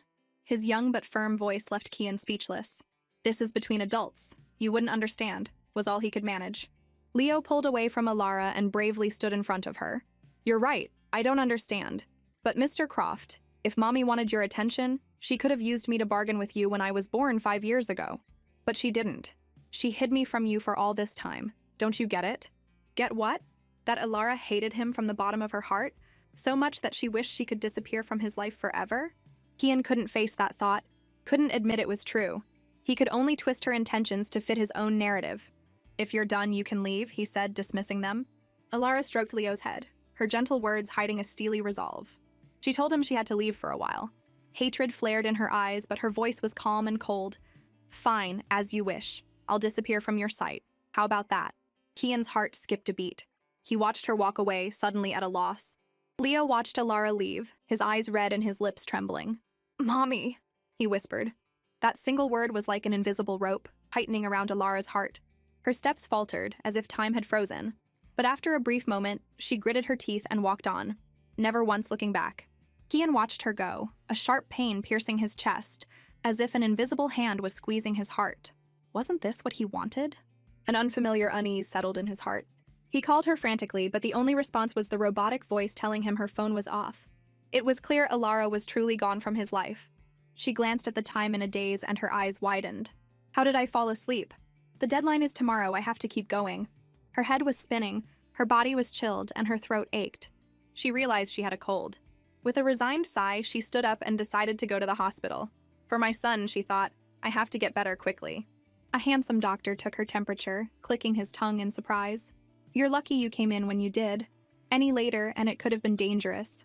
Alara thought the doctor looked familiar, but before she could say anything, a wave of dizziness washed over her. The world went black, and she collapsed. When she opened her eyes again, the first thing she saw was the familiar yet strange face of Kian. Her eyes shot open. She tried to speak, but her throat felt like it was being scraped with a knife. Still, she forced the words out. What are you doing here? It was Jax's brother who called me, Kian explained. He stood up and gently helped her sit up. Alara leaned against the headboard, her mind drifting back in time. She remembered being the pampered heiress, meeting Kian for the first time at a lavish party. He was dashing. She was elegant. Who would have thought they'd meet again like this? It was so ironic, it was almost laughable. Kian handed her a glass of warm water. He recognized you, so he called me. I have to say, Jax's brother is pretty broad-minded, calling his patient's ex-husband for help. Alara took the glass without a word. Seeing her silence, Kian picked up an apple and began to peel it. You know, Alara, you're a real failure at life, he said as he worked. You're so sick you don't even have anyone to come to the hospital with you. You might as well just come back to my place. Like I said, I'm not against the three of us living together. She forced a pale smile. You don't need to worry about me, Mr. Croft. If you're not busy, you should probably get going. Kian froze. Who did she think he was? Alara saw the stunned look on his face and gave a sarcastic laugh. It's just a cold. I'm not going to die. Aren't you a busy man? There's nothing between us anymore. If you came here to laugh at me, well, you've seen it. You can go now. Laugh at her? He had rushed over here, paid her bills, handled her paperwork, and she thought he was here to laugh at her? The anger boiled inside him, leaving him feeling suffocated. He forced down his rage and shot to his feet, shoving the peeled apple into her hand. I just came to see how pathetic you could be on your own. There's nothing here worth my time. He stormed out, slamming the door behind him with a loud bang.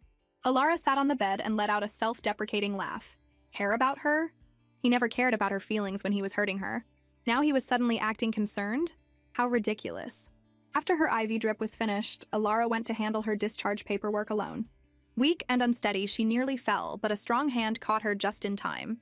Are you all right? A pleasant voice asked with concern. Grateful, Alara quickly thanked him and turned to leave. But the man seemed curious and asked for her name. Just then, someone from the Croft family appeared. Miss Alara, Mr. Croft is waiting for you. The young master is with him. A flicker of surprise went through Alara. She hadn't expected Kian to still be waiting after all this time. As she stepped out of the hospital, Leo came running towards her like a happy little deer. Alara immediately crouched down and pulled him into a tight hug. Did you miss Mommy these past few days?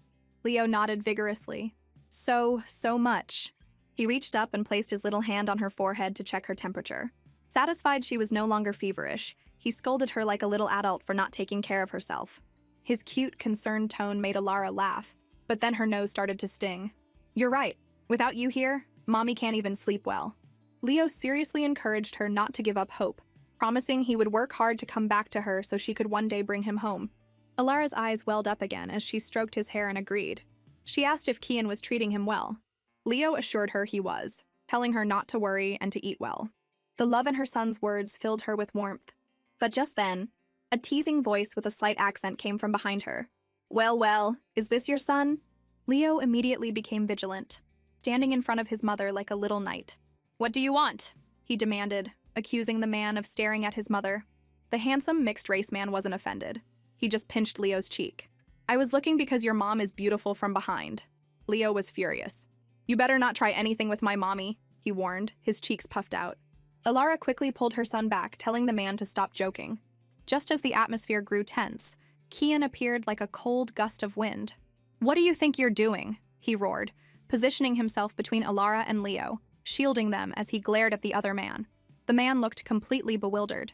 "And who are you?" "I'm his father," Kian stated coldly. The man's gaze shifted to Alara, a flash of surprise in his eyes. "You're married?" "He's my ex-husband," Alara clarified. The man's expression turned playful. "Oh, so you're the ex?" Kian wasn't in the mood for games. "What do you want?" he demanded. The man just shrugged, said he wanted to know Alara's name, and then walked away with a casual wave. Alara told Kian to take care of Leo and turned to leave as well. But Kian grabbed her arm. "I'll give you a ride." Alara shook him off without a second thought and walked away without looking back. Kian watched her go, a strange irritation bubbling up inside him. "I never noticed before. Why are there so many men around her?" A few days later, Alara lay exhausted on her sofa. Her work was stalled, and her son was still not back with her. She felt like her life was trapped in a vortex, and the feeling of failure was drowning her. Just then her phone rang. It was Sophie. On the other end, Sophie cheerfully invited Alara to a coffee shop, saying she had a business deal to offer. Alara was immediately suspicious.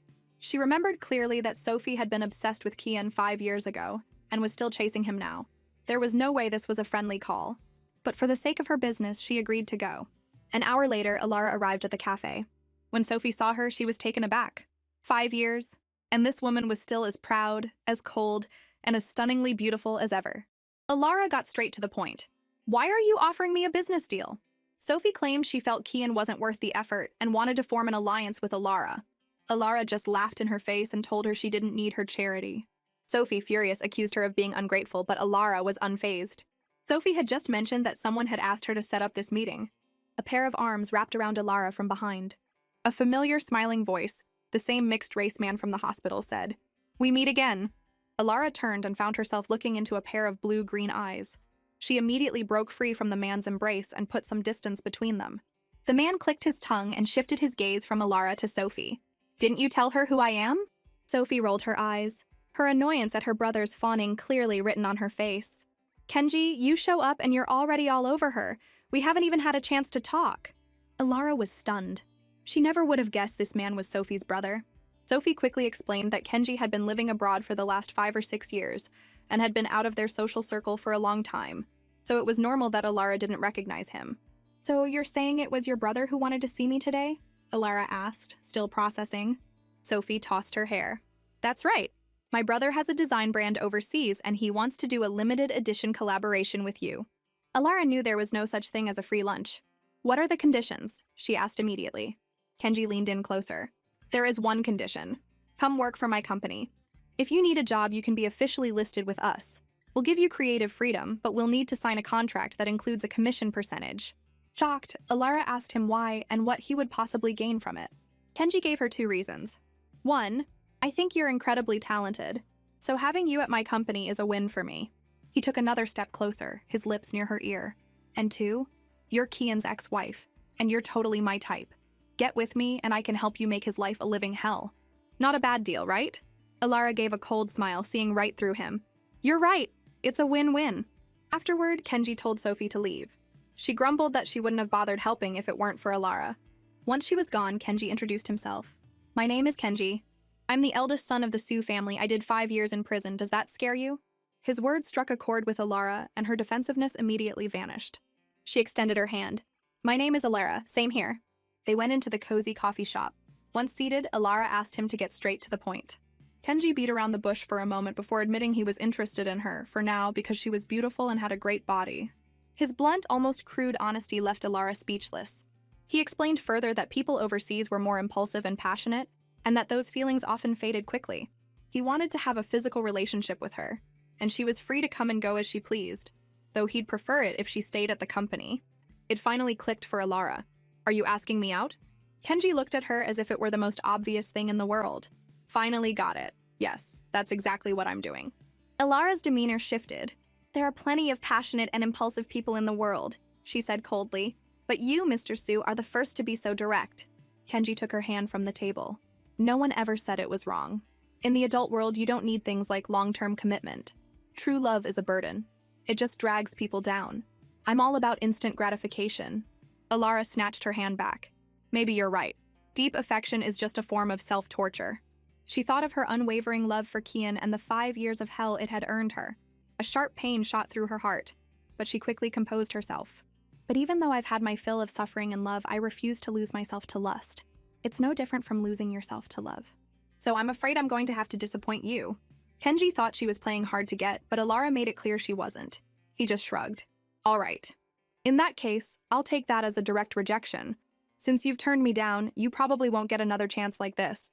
But I'll give you the business deal anyway. The Su family can afford to be charitable. Alara gave a sarcastic smile. And I suppose I should bow down and thank you for it? Kenji's face instantly hardened. Don't push your luck, he warned. But Alara met his gaze without flinching. What's pushing my luck, and what isn't? I don't need your help if it comes with strings like that. Go find some other girl to play your games with. Her words infuriated him.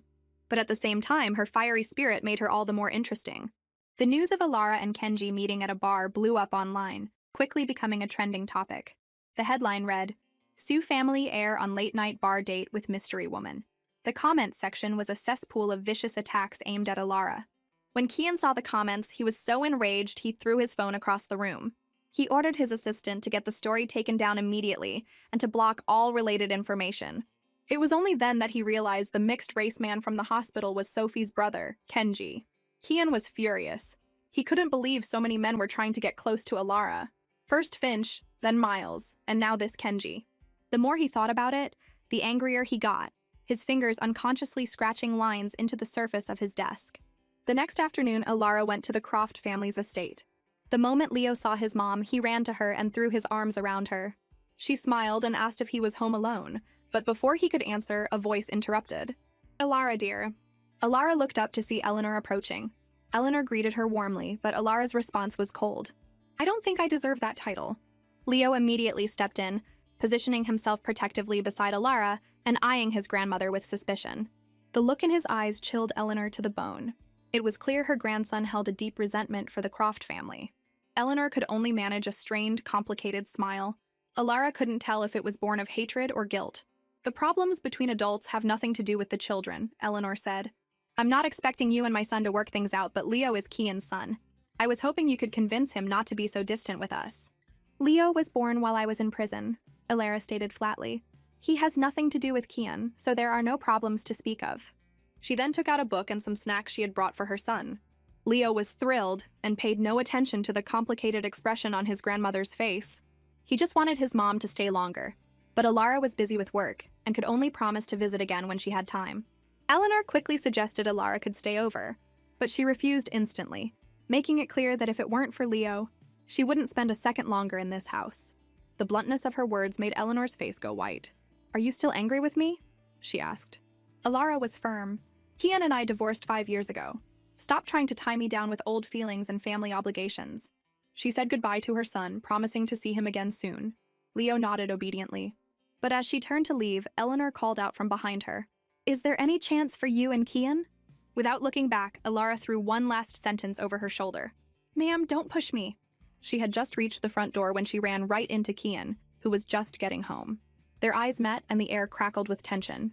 When Kian saw Alara's cold expression, he demanded to know what she was doing there. Alara avoided his gaze. I just came to see my son. I'm leaving now. A sour feeling twisted in Kian's gut. He knew that without Leo, she would never want to see him. Jealousy flared, and he threatened to officially change Leo's last name and cut Alara out of his life completely. Why do the two of you get to be so close while I'm treated like an outsider? There was no way Alara would agree to that. She glared at him, promising her son she would bring him back to their own home. Furious, Kian told her to leave and never come back. Alara just laughed at how pathetic he was and shoved past him. Eleanor ran after her, calling her name, but she didn't look back. Finally, Eleanor turned to her son and confessed. I regret working with Chloe to drive Alara away and make things the way they are now. Kian's pupils contracted. What did you just say? He asked urgently. Eleanor told him to look into what happened 5 years ago, but warned him that he might regret it. But Kian didn't hesitate. He immediately called his assistant and ordered him to dig up everything. What was the truth of what happened 5 years ago? And what kind of scheme did Eleanor and Chloe cook up? She explained everything. How Kian had blacklisted her studio, how she had nowhere else to turn, and how she needed his help. She laid it all out, her voice tinged with desperation. She never expected him to agree so readily. Not only did he promise to send her portfolio to his contacts, but he also suggested they be friends. Her eyes lit up like stars, shining with surprise and hope. Really? She asked, hardly daring to believe it. Miles just smiled back. What do you think? Thank you so much, she said, her voice filled with gratitude. Don't be so formal. We've seen each other enough times now. Why don't we just be friends? Alara. She smiled and agreed, warmly inviting him to dinner as a thank you. He happily accepted. Meanwhile, the atmosphere in Kian's office was heavy. The man in charge of investigating the case from 5 years ago rushed in, reporting that he was hitting roadblocks. Someone was actively obstructing the investigation, and the IP address was traced overseas, making it incredibly difficult to track. Kian's brow furrowed, his eyes dark with worry. He knew this wasn't going to be simple. Keep digging, he ordered. I want every lead followed. Just then, his secretary's voice came through the intercom, announcing a visitor. The sound of high heels clicked closer, and a slender figure appeared in the doorway. Kian, it's me! Did you miss me? Before he could answer, she had thrown herself into his arms. Kian sighed and pushed her away. Stop messing around. A young woman named Amy pouted. You've changed, she said, looking hurt. Kian ignored her complaint and asked why she had come back without telling him. Amy batted her eyelashes playfully. I wanted to surprise you. You didn't even come to pick me up when I got back. She then demanded he take her out to dinner to make up for it. Kian reluctantly agreed. When they arrived at the restaurant, Amy suddenly stopped. Isn't that Miles? And that woman with him is really pretty. Excited, she suggested they go say hi. Before Kian could react, she had linked her arm through his and was pulling him over. At that moment, Miles and Alara were deep in conversation about a design draft. He looked up when he heard his name and was surprised to see Amy, who had just returned to the country, clinging to Kian's arm. Miles, is this your new girlfriend? Amy asked, her eyes sizing up Alara. Don't talk nonsense, Miles warned immediately. But Amy persisted. Well, I've never seen you out alone with a girl before. Should I start calling her sis-in-law? Amy, that's enough! Kian's voice was sharp enough to cut glass, and it made Amy flinch. She looked at him pitifully. Are you mad at me for talking too much? Alara, who had been silent until now, saw right through her. Amy's words seemed innocent, but every sentence was designed to mislead Kian. She was even more cunning than her sister Chloe. Miles sensed Alara's hostility towards Amy and tried to diffuse the tension with an awkward laugh, inviting them to join them for dinner. Kian, hoping to smooth things over, agreed. But Alara didn't want to spend another second there. She flatly refused, her expression screaming, "Stay away from me." But Kian blocked her path. Alara, I need to ask you something. At the mention of her name, Amy's face changed. You, she gasped, covering her mouth. You're the one who killed my sister. She raised her hand to slap Alara. Kian grabbed her wrist, his eyes turning dangerously dark. Amy broke down, crying, Why are you protecting a murderer? There are still questions about what happened back then, Kian said, his voice low. And Alara already did 5 years in prison. She's paid her dues. His unusual behavior stunned Alara. The jerk was actually changing his tune? Was he defending her? But what did it matter? He was still the man who had hurt her more than anyone. The thought was enough to make her turn and walk away. You drove her away, Miles said coldly, then challenged, Is this what you wanted to see? Kian shot back a warning. Miles, stay away from Alara. But Miles's question, On what grounds are you saying that, Kian? Left him speechless. Kian tried to push away the thought that he might have been wrong about Alara 5 years ago, that she hadn't killed Chloe. But the sliver of doubt lingered, tormenting him. He couldn't believe it. He wouldn't believe it, even as tears fell from his eyes. Miles's lips curled into a knowing smile, his challenging gaze fixed on Kian. He bluntly stated his interest in Alara, and even hinted that Kian still had feelings for her. Sometimes you have to feel with your heart, he said. Everything you thought you saw back then might have been a lie. The words hit Kian like a bomb. The calm in his eyes shattered, replaced by a flash of shock and panic. Before Kian could recover, Miles added casually, I found some clues about what happened 5 years ago. If you're interested, meet me at Tiger this weekend. Then he turned and left. Kian watched him go, his mind in turmoil. The thought of clues from 5 years ago hung over him like a dark cloud, pressing down on him until he could barely breathe. Meanwhile, Alara had just stepped out of the restaurant when Kian caught up to her. What do you want now? She asked without turning around. Leo has a fever, he told her. Without a second thought, Alara rushed back to the house with him. When she burst into the room and saw Leo, flushed and weak in his bed, her heart clenched. She rushed to his side, ready to take him to the hospital. But Leo just shook his head weakly. The family doctor already came, Mommy. I took my medicine. If you just stay and tell me a story, all the hurt will go away. Alara stroked his head, her heart aching. She offered to tell him a fairy tale. But Leo suddenly got emotional, crying that he hated fairy tales because they were all lies. His outburst threw Alara into a panic. She was filled with guilt, feeling she had failed to give her son a fairy tale life. But Leo just turned his head away stubbornly, refusing her apology. Then he looked at Kian, who had been silent the whole time, and his eyes filled with resentment. "It's all your fault," he said, declaring that Kian wasn't his real daddy. Leo's words were a knife straight to Kian's heart. He even admitted he had made himself sick on purpose, just so he could be with his mother. Alara quickly comforted her son, promising she would talk to Kian and bring him home for good. Leo nodded, his eyes shining with hope. The tense atmosphere was suffocating. Kian turned and left the room, his mind racing. He tried to deny the possibility that he had been wrong 5 years ago, but the doubt was a persistent whisper. "Impossible," he muttered to himself, tears welling in his eyes. Absolutely impossible. Downstairs, he decisively dialed Miles's number. He would get to the bottom of this tonight. Later that night, in a dimly lit bar, Kian and Miles sat across from each other. Miles handed him a report. He told Kian that while Chloe had indeed fallen down the stairs, the incident had occurred in a blind spot for the mall's security cameras. There was no video evidence that Alara had pushed her. Kian started to speak, but Miles cut him off. "How did you just happen to see Alara push Chloe?" The question made Kian realize he might have missed a crucial detail. He racked his brain. "Amy," he finally said. "She mentioned Chloe was in trouble on the phone. When I looked up, I saw it." As Kian said her name, a subtle, knowing smile played on Miles's lip. Kian insisted it was a coincidence, that Amy would have no reason to harm her own sister. But Miles's next words hit him like a hammer. He pointed out that the escalator where Chloe fell had just been cleaned with a slippery detergent, and the maintenance sign had been moved. Anyone could have slipped. Kian's pupils contracted, his mind reeling with shock and confusion. Why was it so coincidental? The question echoed in his head. But he quickly found a hole in Miles's theory. How did Alara and Chloe even end up in the same place? If it was a coincidence, why was Alara there? "Are you sure you weren't just seeing things?" Kian insisted he saw Alara reach out her hand, and that multiple witnesses had confirmed it. That was why he sent her to prison. Miles just shook his head, frustrated. The truth seemed to be shrouded in another layer of fog, and they were back where they started. In a dark corner of the bar, a pair of eyes watched them intently. A mysterious woman smiled in the shadows and murmured to herself, "Looks like someone's getting impatient. You have to pull out the weeds by the roots. Don't blame me for being ruthless, Alara."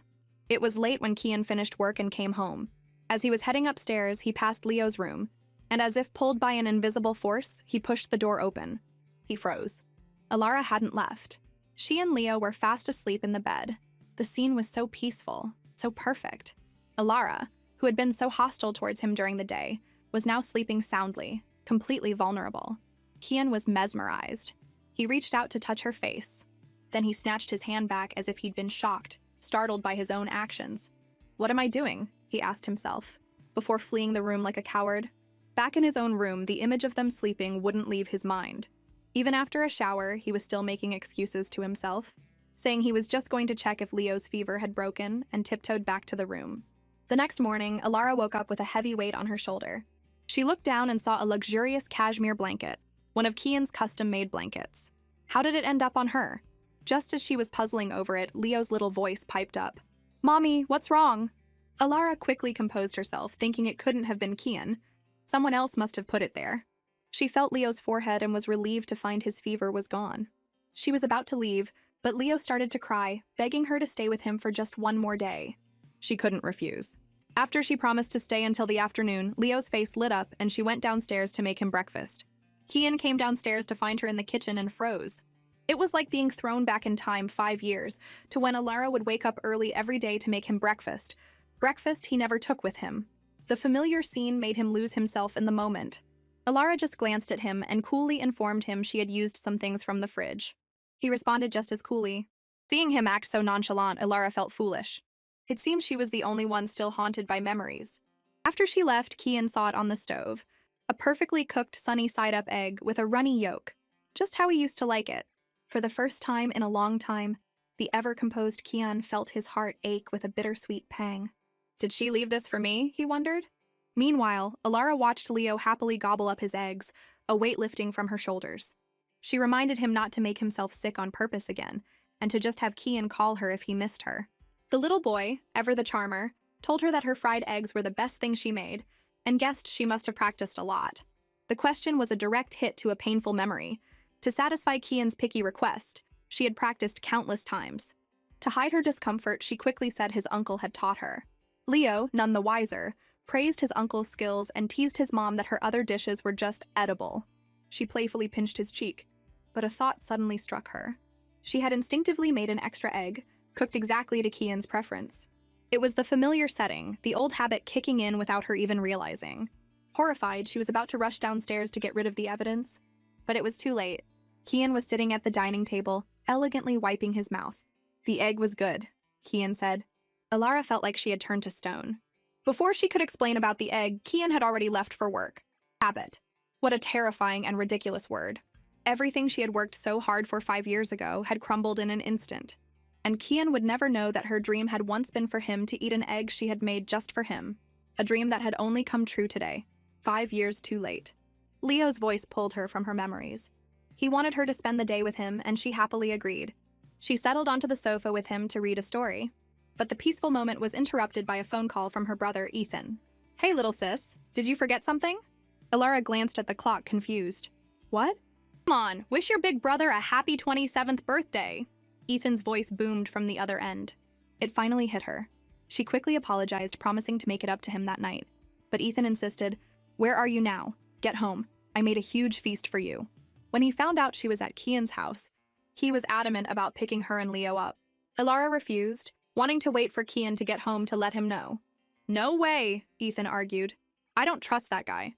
I'm worried he'll give you a hard time. You wait for me, I'll be there in 10 minutes. He hung up before she could say another word. Alara sighed. Her brother was as overprotective as ever. That evening, when Kian got home from work, Alara walked up to him with Leo. "It's my brother's birthday today," she began. "I want to take Leo home, so tonight—" "Fine," Kian cut her off before she could finish. "Just have him back by tomorrow." Alara was stunned. She never expected him to agree so easily. Before she could process it, he added, "Wait, there are a few bottles of wine in the storage room I don't like. Take them with you." She was completely bewildered by his words.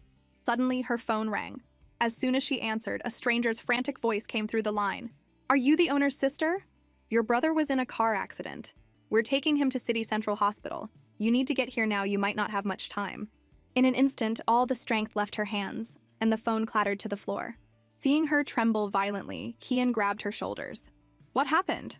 "City Central Hospital," she choked out, her voice breaking. "My brother, car accident." Kian's face went pale. He immediately started the car and sped towards the hospital. 40 minutes later, they arrived, but it was too late. The doctor's regretful words echoed in her ears. "His injuries were too severe when he was brought in. We did everything we could, but I'm sorry. Your brother just passed away." Staring at Ethan's still form, Alara felt as if her soul had been ripped from her body. Her knees buckled and she collapsed beside the bed, memories of her brother flooding her mind. Kian tried to put his coat around her shoulders to offer some small comfort, but she slapped his hand away, her eyes filled with a burning hatred. "You always wanted my family to die, didn't you? Are you happy now?" "I know you're in pain," Kian said, unsure of how to comfort her, "but you need to rest." Alara suddenly laughed, a wild, terrible sound as tears streamed down her face. "What right do I have to rest?" "I'm a murderer." She looked up at him, her eyes filled with a broken mockery. "I really killed someone this time, Kian. Why don't you throw me in prison again?" Kian stepped forward and gripped her shoulders. "Ethan's death was an accident. It has nothing to do with you. Stop blaming yourself." But she violently threw his hands off, her eyes blazing with desperate hatred.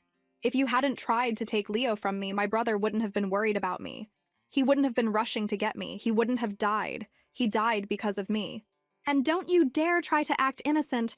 You are the cause of all of this." Her voice rose to a heart-wrenching scream. "Today was my brother's birthday, and it became the day he died. It's all your fault, Kian. I have no family left." "You wanted to destroy me, didn't you? You wanted me to suffer?" She stared at him, tears mixing with a cold smile, every word dripping with blood. "Well, congratulations. You succeeded. Are you happy now?" Kian tried to explain, but his words were empty in the face of her pain. He reached for her, but she recoiled. She stumbled out of the hospital into a sudden downpour. The cold rain soaked her instantly, but she didn't seem to notice, wandering aimlessly down the street until she reached the edge of a lake. She took a small cake out of her bag and clumsily stuck a single candle in it. The flame flickered weakly in the wind and rain. Alara stared at the small light for a long time before whispering, "Happy birthday, Ethan." She slowly cut a slice, setting a small piece aside for Leo. He would have pitched a fit if he knew he'd missed his uncle's birthday cake. I'm sorry, I couldn't be there to celebrate with you. She took a small bite of another piece, and the tears started falling again. This is your favorite flavor. It's really good. Do you want to try some? It's just for our family. No one else gets any. Kian stood a short distance away, holding an umbrella, his fingers trembling. He wanted to go to her, to comfort her, but he was afraid his presence would only cause her more pain. He called her name softly, but his voice was lost in the rain. Alara hugged her knees, her face buried in her arms, her shoulders shaking violently. I'm not as strong as everyone thinks, she whispered, her voice broken. I'm so fragile. I used to think that even if the whole world abandoned me, I would still have you. But now, I don't even have you anymore. She looked up at the dark water, as if some mysterious force was pulling her in, promising an end to the endless pain. I don't know why I'm still alive, why life has pushed me to this point. Ethan, can I come find you? This way, no one can ever tear our family apart again. The sight of Alara walking into the water made Kian's world collapse.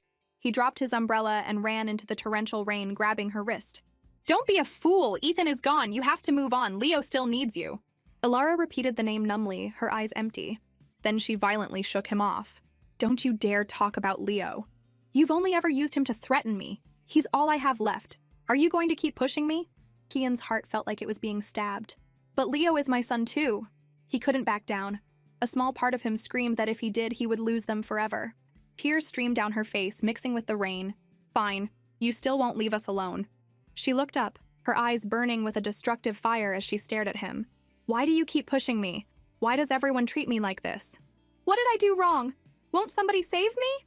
Kian held her tightly as she trembled, calling her name over and over, trying to bring her back. But her body went limp, her eyes losing focus as she continued to whisper, "Save me," until she finally lost consciousness. Panic seized him. He swept her up into his arms and ran back towards the hospital. Outside her room, he stared at the closed door, his fingers shaking uncontrollably.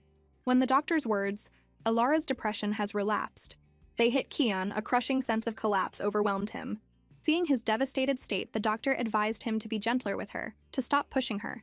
He instinctively denied it. "I didn't" was a lie he couldn't even convince himself of. The doctor pressed on, asking if Kian could ever repay the debt he owed Alara if it turned out she hadn't been the killer 5 years ago. Kian was bewildered. What scores, what debt? Just then, he heard Alara murmuring in her sleep, crying out that she hadn't killed anyone, begging, "Don't hit me," her words laced with terror and grief. A knot tightened in Kian's chest. He went into the room and saw her forehead beaded with a cold sweat. He gently wiped it away with a towel. Seeing her curled up in pain, a sharp, stabbing ache shot through him. Why was it that seeing her suffer made him feel this way? Alara continued to talk in her sleep, and he pulled her into his arms to comfort her. But she jolted awake, and the terror in her eyes instantly turned to repulsion when she saw his face. "Let me go!" She struggled violently, but Kian held her tight. "Don't move. Your emotions are unstable right now. I'm taking you home." She sat in the back, her voice cold and distant. "I told you, I'm going home by myself." He turned to look at her, a storm of emotions in his eyes. "Where can you go in this state? Are you not happy until you've completely destroyed yourself?" Her eyes were filled with scorn. "What's that got to do with you? You wanted your son, I gave him to you. My brother is gone now. What else can you possibly hold over me? Do you really have to think that every good thing I do for you is a threat?" There was a weariness in his voice he couldn't hide. "I just want you to rest and get better." At his words, she let out a low laugh, and tears instantly filled her eyes. "Good things? Is that supposed to be a joke?" She paused. Her hands clenched so tightly her knuckles turned white. "You only ever cared about your precious Chloe, didn't you? In your eyes, I was nothing. I thought you wouldn't even blink if I died. And now you're telling me you're being good to me? How ridiculous." Her words were like needles stabbing into his heart. He opened his mouth, but no words came out. A wave of anger washed over him and he started the car. "Don't be so ungrateful, I'm just trying to—" He trailed off when he saw the way she was biting her lip, stubbornly trying to hold back her tears. But Alara had reached her breaking point and insisted on getting out. When Kian refused to stop, she threw the car door open. A cold sweat broke out on his skin as he slammed on the brakes. She didn't hesitate to jump. His heart clenched, and he scrambled out of the car after her. "Are you okay?" She used a lamppost to pull herself up, staggering to her feet. Her face was streaked with tears as she looked back at him. "Stay away!" Kian's outstretched hand froze in mid-air. It felt like an invisible hand was squeezing his heart. "Why do you have to be like this?" But she was trembling, pointing to the busy street, her eyes filled with a desperate resolve.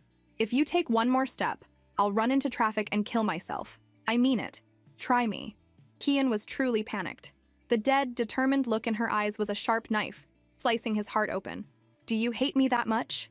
Her answer was a single word, light as a feather, but it landed on his heart like a ton of bricks.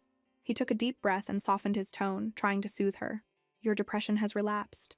Please, just calm down. We can talk when we get home." She repeated the word home numbly, and then the tears came, streaming down her face. "I don't have a home anymore. Have you forgotten, Mr. Croft? The Sterling family was destroyed 5 years ago. Now my brother is dead. What home do I have left? Come back to the Croft mansion." There was an uncharacteristic plea in his voice. But she just laughed, a sound full of scorn. "That's your home, it was never mine."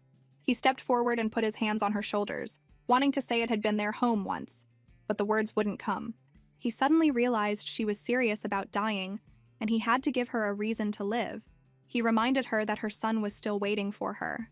As he'd hoped at the mention of her son, the emptiness in her eyes wavered. He was her only weakness. Kian seized the opportunity.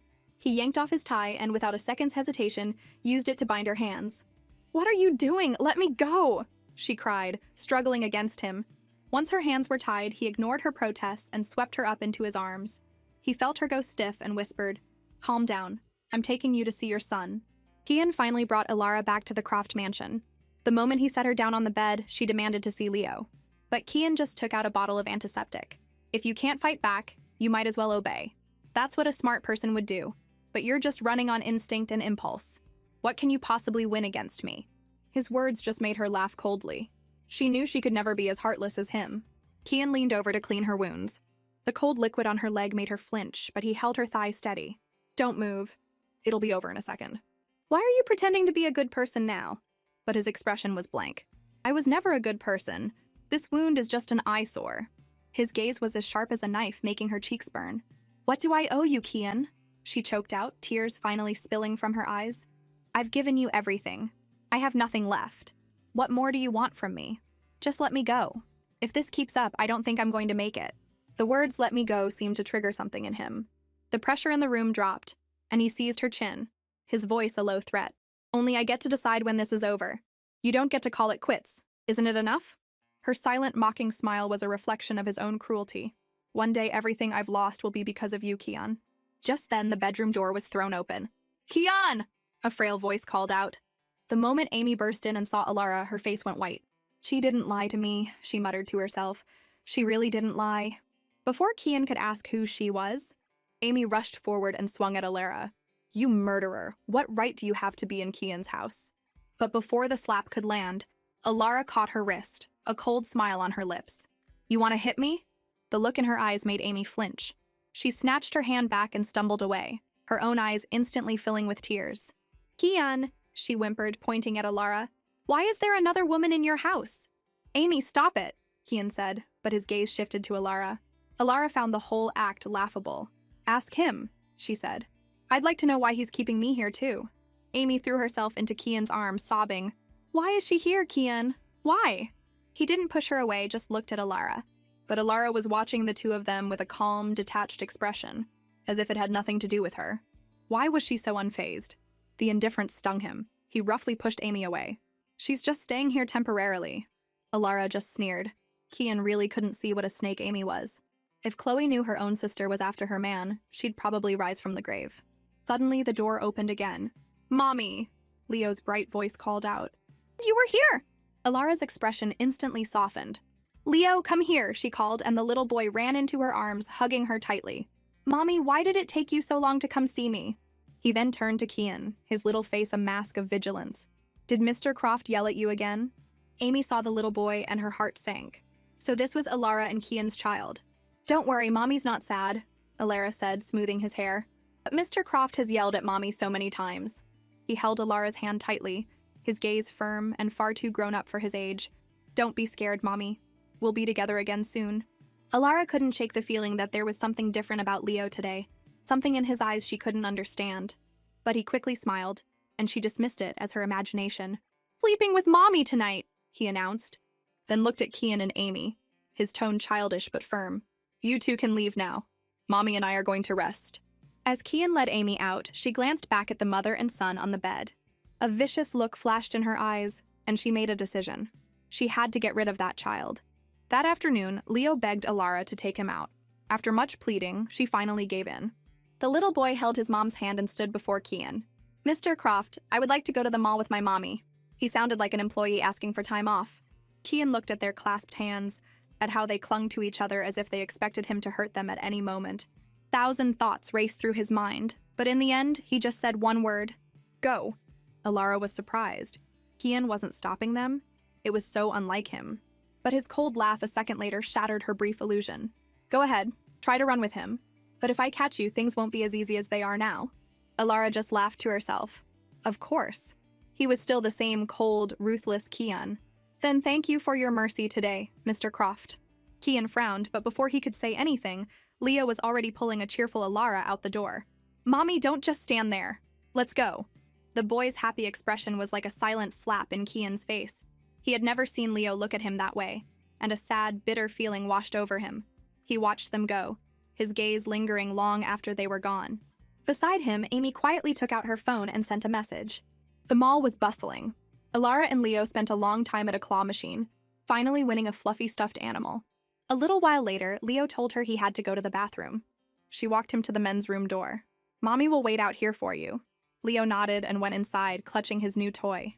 5 minutes passed, and there was no sign of him. Alara started to panic. "Leo, is your tummy upset?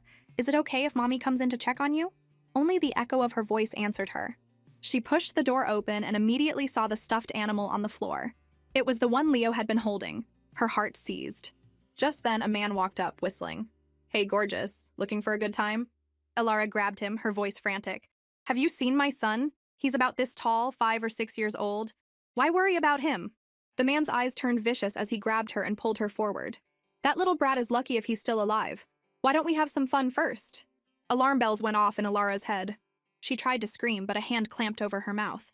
She bit down hard, and the man yelled in pain, retaliating by grabbing her head and slamming it against the bathroom door. "You bite me? You're asking for it!" A wave of pain washed over her, and tears mixed with the blood trickling from her forehead. The world went black, and she lost the strength to fight. The man threw her over his shoulder and made a call. "Miss, I've got her, bringing her to you now." "The kid? Don't worry, I've got him too." Kian waited at home all day, but as darkness fell, Alara still hadn't returned. The unease in his chest grew stronger. She wouldn't dare defy him again. She wouldn't just disappear. He called her phone, but it went straight to voicemail. A knot of panic tightened in his stomach. Did she really run? He immediately dialed another number. "Find out where Alara is. Now." The reply came back quickly. "Her phone's IP address is at a mall and it hasn't moved." Kian's face went pale. "Get me the security footage from the mall." The news was grim. The footage showed Alara going into the men's restroom and never coming out. A man followed her in, and he didn't come out either. "I think she's been kidnapped." The word kidnapped hit Kian like a physical blow. A fear he had never known before consumed him, leaving him struggling to breathe. Meanwhile, Alara slowly woke up on a cold, concrete floor. The first thing she saw was a leering, brutish face. "You're awake again?" She tried to move, but her hands and feet were bound with coarse rope. The man grabbed her chin. The boss wasn't lying. "Even after having a kid, you're still in great shape.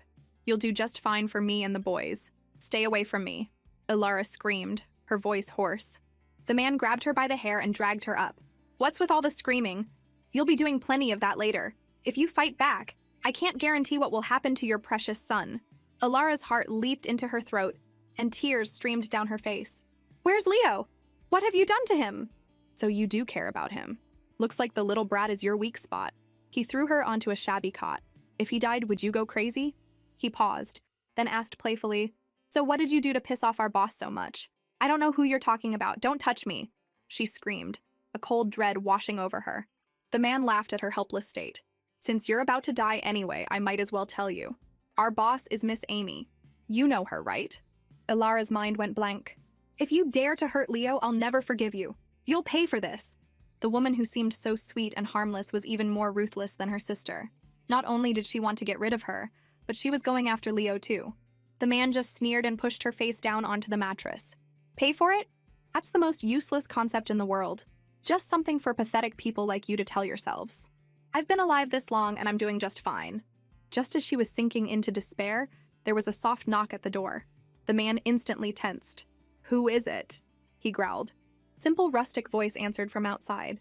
It was a neighbor offering to share some food. A flicker of hope ignited in Alara. But before she could scream for help, the man's cold threat extinguished it. "You make a sound, and I can't guarantee you'll ever see your son again." She could only pray desperately that someone would save her. But no one could have predicted what would happen next. As the rickety wooden door creaked open, the kidnapper's arrogant smirk froze into a mask of pure terror. In the next second, a tall figure burst through the darkness. Without a word, the man unleashed a flying kick, sending the kidnapper soaring across the room with the force of his unbridled rage.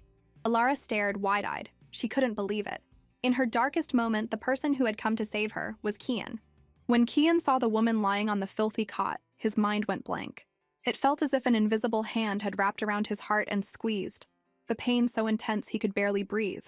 As her consciousness faded, Alara had one last thought. If I could do it all over again, I would never have fallen in love with him. "Alara, don't be scared, I'm here!" Kian roared, carefully scooping her into his arms. "I'm taking you to the hospital, don't you dare fall asleep on me." He followed her into the ambulance, clutching her blood-stained hand, his body racked with tremors, tears of fear streaming down his face. "Open your eyes, please. Alara, don't do this to me. I'm begging you!" Alara was unconscious for 5 long days. For 5 days and 5 nights, Kian never left her side. When she finally woke up and saw the hospital room, her first thought was of Leo. She tried to sit up, but her hand was being held tightly. She looked down and saw Kian asleep, his head resting on the edge of her bed. Even in sleep, he hadn't let go of her hand. She instinctively yanked her hand away. The sudden movement startled Kian awake. "Don't take her away!" he mumbled, disoriented. When he saw that Alara was awake, a flash of embarrassment crossed his face. "You're awake? Are you in any pain? I'll get the doctor." "Where's Leo?" she asked urgently. There was no gratitude in her eyes, only a cold, detached distance. Kian felt that something had changed in her, but he couldn't put his finger on it. It was like there was something in her eyes he couldn't understand. After a moment of silence, her eyes reddened, and her voice filled with anger and accusation. "Do you know who kidnapped us? It's because you forced Leo to stay with you that Amy came after us." "Amy is a sweet girl," Kian denied instantly. "She would never do something like that." Alara let out a cold, humorless laugh. "You really are the most pathetic man in the world. You can't see anything for what it is. If you ever want to see your son again, you'll listen to me." Kian's brow furrowed. In his frustration, he blurted out, "Stop talking bad about Amy and take a look at yourself for a change." The words were a dagger to her heart. She trembled with rage and threw his hand off of her. "I'm taking my son and leaving." Kian's heart clenched. He knew that if she took Leo, she would be gone from his life forever. "You don't have the right to take him," he said, his voice low and cold. "I don't have the right?" Alara stared at him, her eyes blazing with defiance. "Kian, either hand over Amy or let us go. I will not let my son stay with a murderer." The word murderer hit Kian hard, and a wave of irritation washed over him. "Alara, stop using your pain as an excuse to blow things out of proportion." But she cut him off. "I'm not in pain. My broken life is in someone else's hands. What right do I have to be in pain?" Seeing her red-rimmed eyes, the hurtful words died on his lips. He watched her desperate attempts to escape, and a sense of panic washed over him. He didn't know what to do. Just then, the door opened softly. Leo peeked his head in. "Mommy!" Ilara's expression instantly softened. "Come here," she called, and he ran to her. She held him tight, asking if he was okay. Leo hugged her neck and assured her he was fine. Then he turned to Kian. "Mr. Croft, I'd like to talk to my mommy alone. Could you please leave?" Kian looked at the two of them, clinging to each other, and a strange sense of panic, a powerful feeling of unease washed over him. He felt like he was about to lose something important. After Kian left, Leo looked at his mother with adoring eyes and told her how much he loved her. Alara's eyes welled up with tears. She hugged him tightly, feeling she had put him through too much. But the wise little boy comforted her, then suggested that for his sake, she should let him go for a while. He knew he was her weakness. Only by giving him up could she break free from Kian's control and regain her freedom. His words left Alara stunned. How could she give up her most precious treasure? But looking into her son's eyes, which held a wisdom and determination far beyond his years, she was convinced. "You've grown up so fast, my little man. It's all my fault you have to worry about these things at your age." Leo held her hand tightly, his gaze firm. "Mommy, it's not our fault. Don't worry about me. Go live your own life. I know you can do it." Tears streamed down her face, and she was at a loss for words. "Don't worry, Mommy," he continued. "As soon as you're free from Mr. Croft, I'll come find you. That afternoon, Alara checked out of the hospital. Outside, in the pouring rain, the final showdown was about to begin. Kian rushed up to her, his brow furrowed with a possessive concern. You're not even healed. Where are you going? She just looked at him, her eyes as cold as a stranger's. Kian, I'm finally free of you. His heart sank. What about your son? Leo is still with me. Her reply was a blade to his heart. I don't want him anymore. The words hit him like a lightning strike, a searing pain shooting through his entire body. Say that again, he demanded, his voice trembling. Her next words were even crueler. You like using Leo to threaten me, don't you? Well, you win. He's all yours. I don't want him. From now on, you have nothing left to hold over me. He reached for her as she walked away, but his hand closed on empty air. The umbrella fell from his grasp. He stood there in the rain, unable to tell if the water on his face was from the sky or from his own eyes. She didn't want him? She was giving up Leo? How badly did she want to leave him that she would abandon the one thing she cherished most in the world? His assistant rushed over with another umbrella. It's over, Kian whispered. Sir, what do you mean? It's all over. Isn't this what I wanted? I have the sun. I have the leverage, so why does it hurt so much? Kian closed his eyes, his hands clutching his chest. Meanwhile, Alara returned home and washed away all the pain and weakness in a hot shower. She had one thought. Leo is right. I can't be tangled up with Kian anymore. Only when I have more power can I negotiate with him again. Leo trusts me. I can't let him down. It was time for Dama to return. A few days later, a grand fashion gala was in full swing. Did you hear? The famous designer Dama is supposed to be here tonight, people whispered.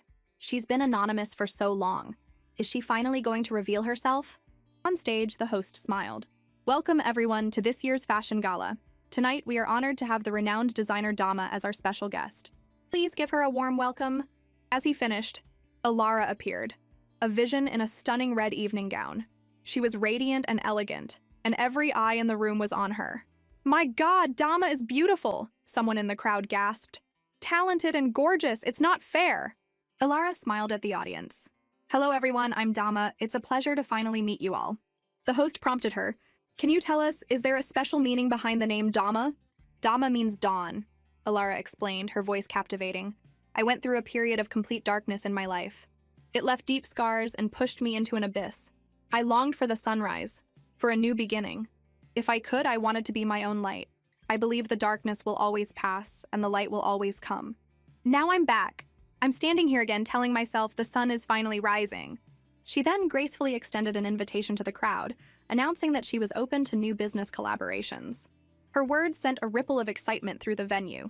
Industry insiders buzzed. Dama is looking for a partner? If we could sign her, our design team would be on another level. I'm getting in touch with her team immediately. Just as offers were about to flood in, her phone rang. She gave an apologetic smile to the gentleman in front of her and turned to answer the call.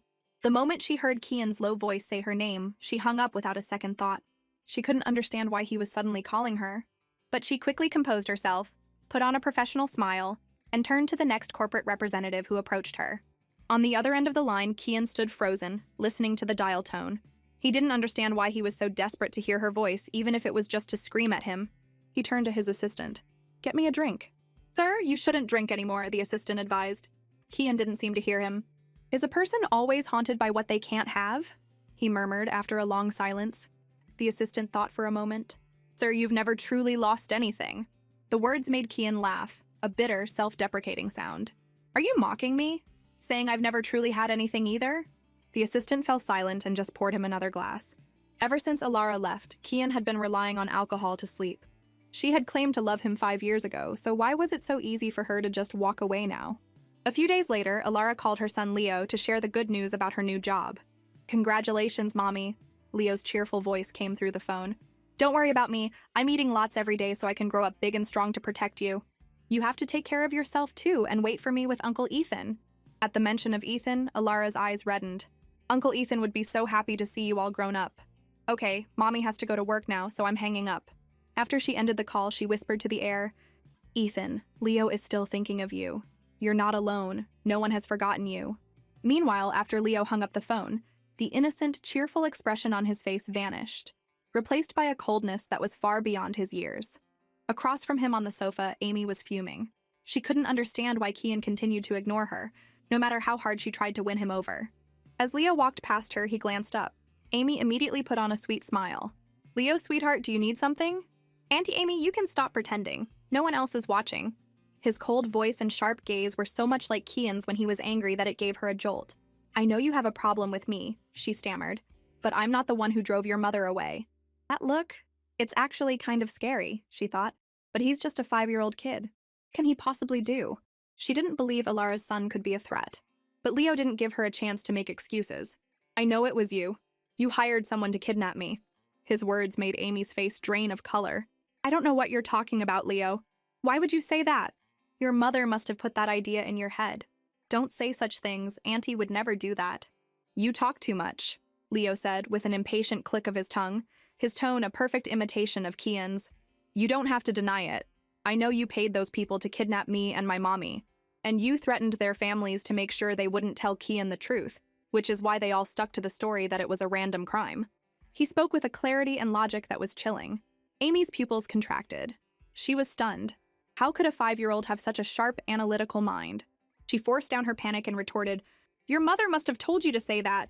After a moment, she calmed down. She was an adult. There was no way a child could outsmart her. If you really had proof it was me, why didn't you tell your father? Because you're just repeating lies your mother told you. Don't think you can beat me with this. Your father will never believe your nonsense. I never planned on telling Mr. Croft, Leo replied, because I think someone like him deserves someone like you. He shouldn't be allowed to ruin my mommy's life. Amy was completely floored. It wasn't that he didn't have proof. He just didn't deign to ask Kian for help. He had seen the truth from the very beginning. How deep and terrifying was this child's mind? Leo just laughed. You know, you made a mistake. You underestimated me because I'm a kid. And that's why you lost. I heard you making the calls, arranging everything so many times. I just didn't feel like exposing you, because I thought this was the perfect opportunity. A jolt of realization shot through Amy. She had been played by a 5-year-old. Leo didn't say another word, just chuckled and headed upstairs. He was still just a little boy, but his thoughts were far beyond his years. As she watched him go, a murderous look filled Amy's eyes. If this child knew everything, he couldn't be allowed to live. But as he walked up the stairs, Leo sensed the vicious glare from behind him. He slowly turned his head and gave Amy a wide grin. This was exactly what he wanted, for her to hate him enough to want him dead. He clutched the phone in his pocket and whispered to the air, Mommy, just wait. Wait a little longer. I'll be able to come find you soon. The manager greeted her warmly, calling her a goddess, which made her laugh. He apologized for the clutter, explaining that they were busy, but said they had cleared a space for her and invited her to the design department. Alara happily followed. When they arrived, a friendly girl with short hair welcomed her, telling her the studio had a very relaxed atmosphere. After a quiet hello, Alara immediately dove into her work. She thought it would be a smooth start, but she had no idea what kind of surprise was waiting for her in the design department. As the office manager was handing out coffee, a mountain of files next to Alara suddenly moved, making her jump. Peeking out from under the papers was a man with glasses. Her new colleagues immediately started teasing him, calling him a vampire, who had been woken up by the scent of a newcomer. Sean, look who's sitting next to you, someone called out. The man, Sean, groggily turned his head. The moment Alara saw his face, she froze. The narrow, almond-shaped eyes, the sharp jawline, he looked exactly like her late brother, Ethan. Tears welled up in her eyes, and she started to tremble. Sean was clearly not expecting this reaction. Do I know you? He asked, confused. The voice was wrong, but the face was a perfect match to her memory. Alara fought back a wave of emotion. You look a lot like someone I knew, who passed away, she choked out. Her words, however, seemed to set him off. So you're saying I look like a dead guy? He snapped, his brow furrowed. The girl, Faye, and another colleague nicknamed Green Dino quickly intervened, telling Sean not to be so harsh and explaining that Alara just meant he resembled a loved one. But Sean just glared at Green Dino. Don't call me that, he warned. Alara couldn't help but look at his profile again. It was a perfect match for Ethan's. How old are you? She asked instinctively. He turned and gave her a cold, sarcastic look. Is this your latest pickup line? The smile on Alara's face froze. I'm sorry, she stammered. I can't help but compare you to my brother. Well, sorry to disappoint you, he sneered, but I don't have a sister. Even though she knew he wasn't her brother, his words still stung. I'm sorry, she said, forcing a smile. I didn't mean to bother you. Sean didn't waste any more time on her. He opened her design sketches, and a flicker of surprise crossed his face. They didn't quite fit the game's style. They were fresh and creative. But what came out of his mouth was, "This is all outdated." Are you trying to turn our dating sim into a high-fashion knockoff?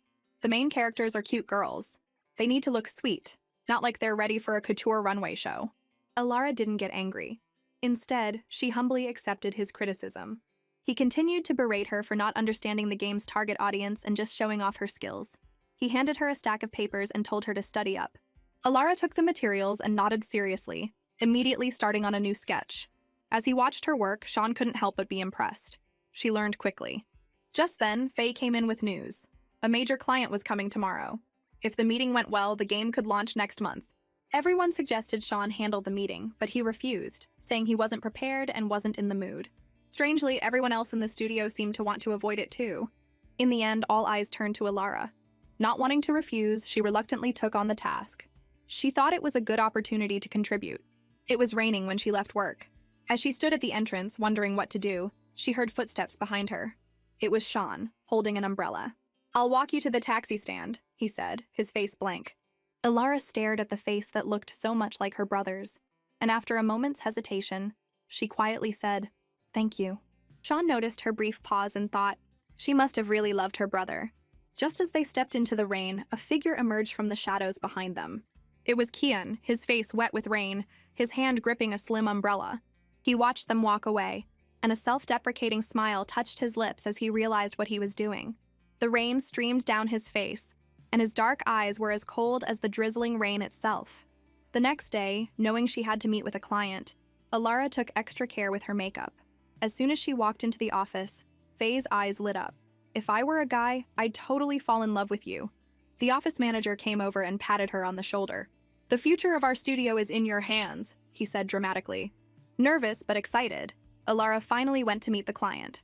She took a deep breath, pushed open the meeting room door, and was about to put on her best professional smile when the words caught in her throat.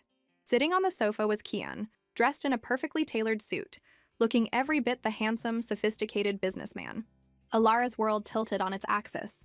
She stood frozen in the doorway, her mind completely blank. Kian saw her and a smirk played on his lips.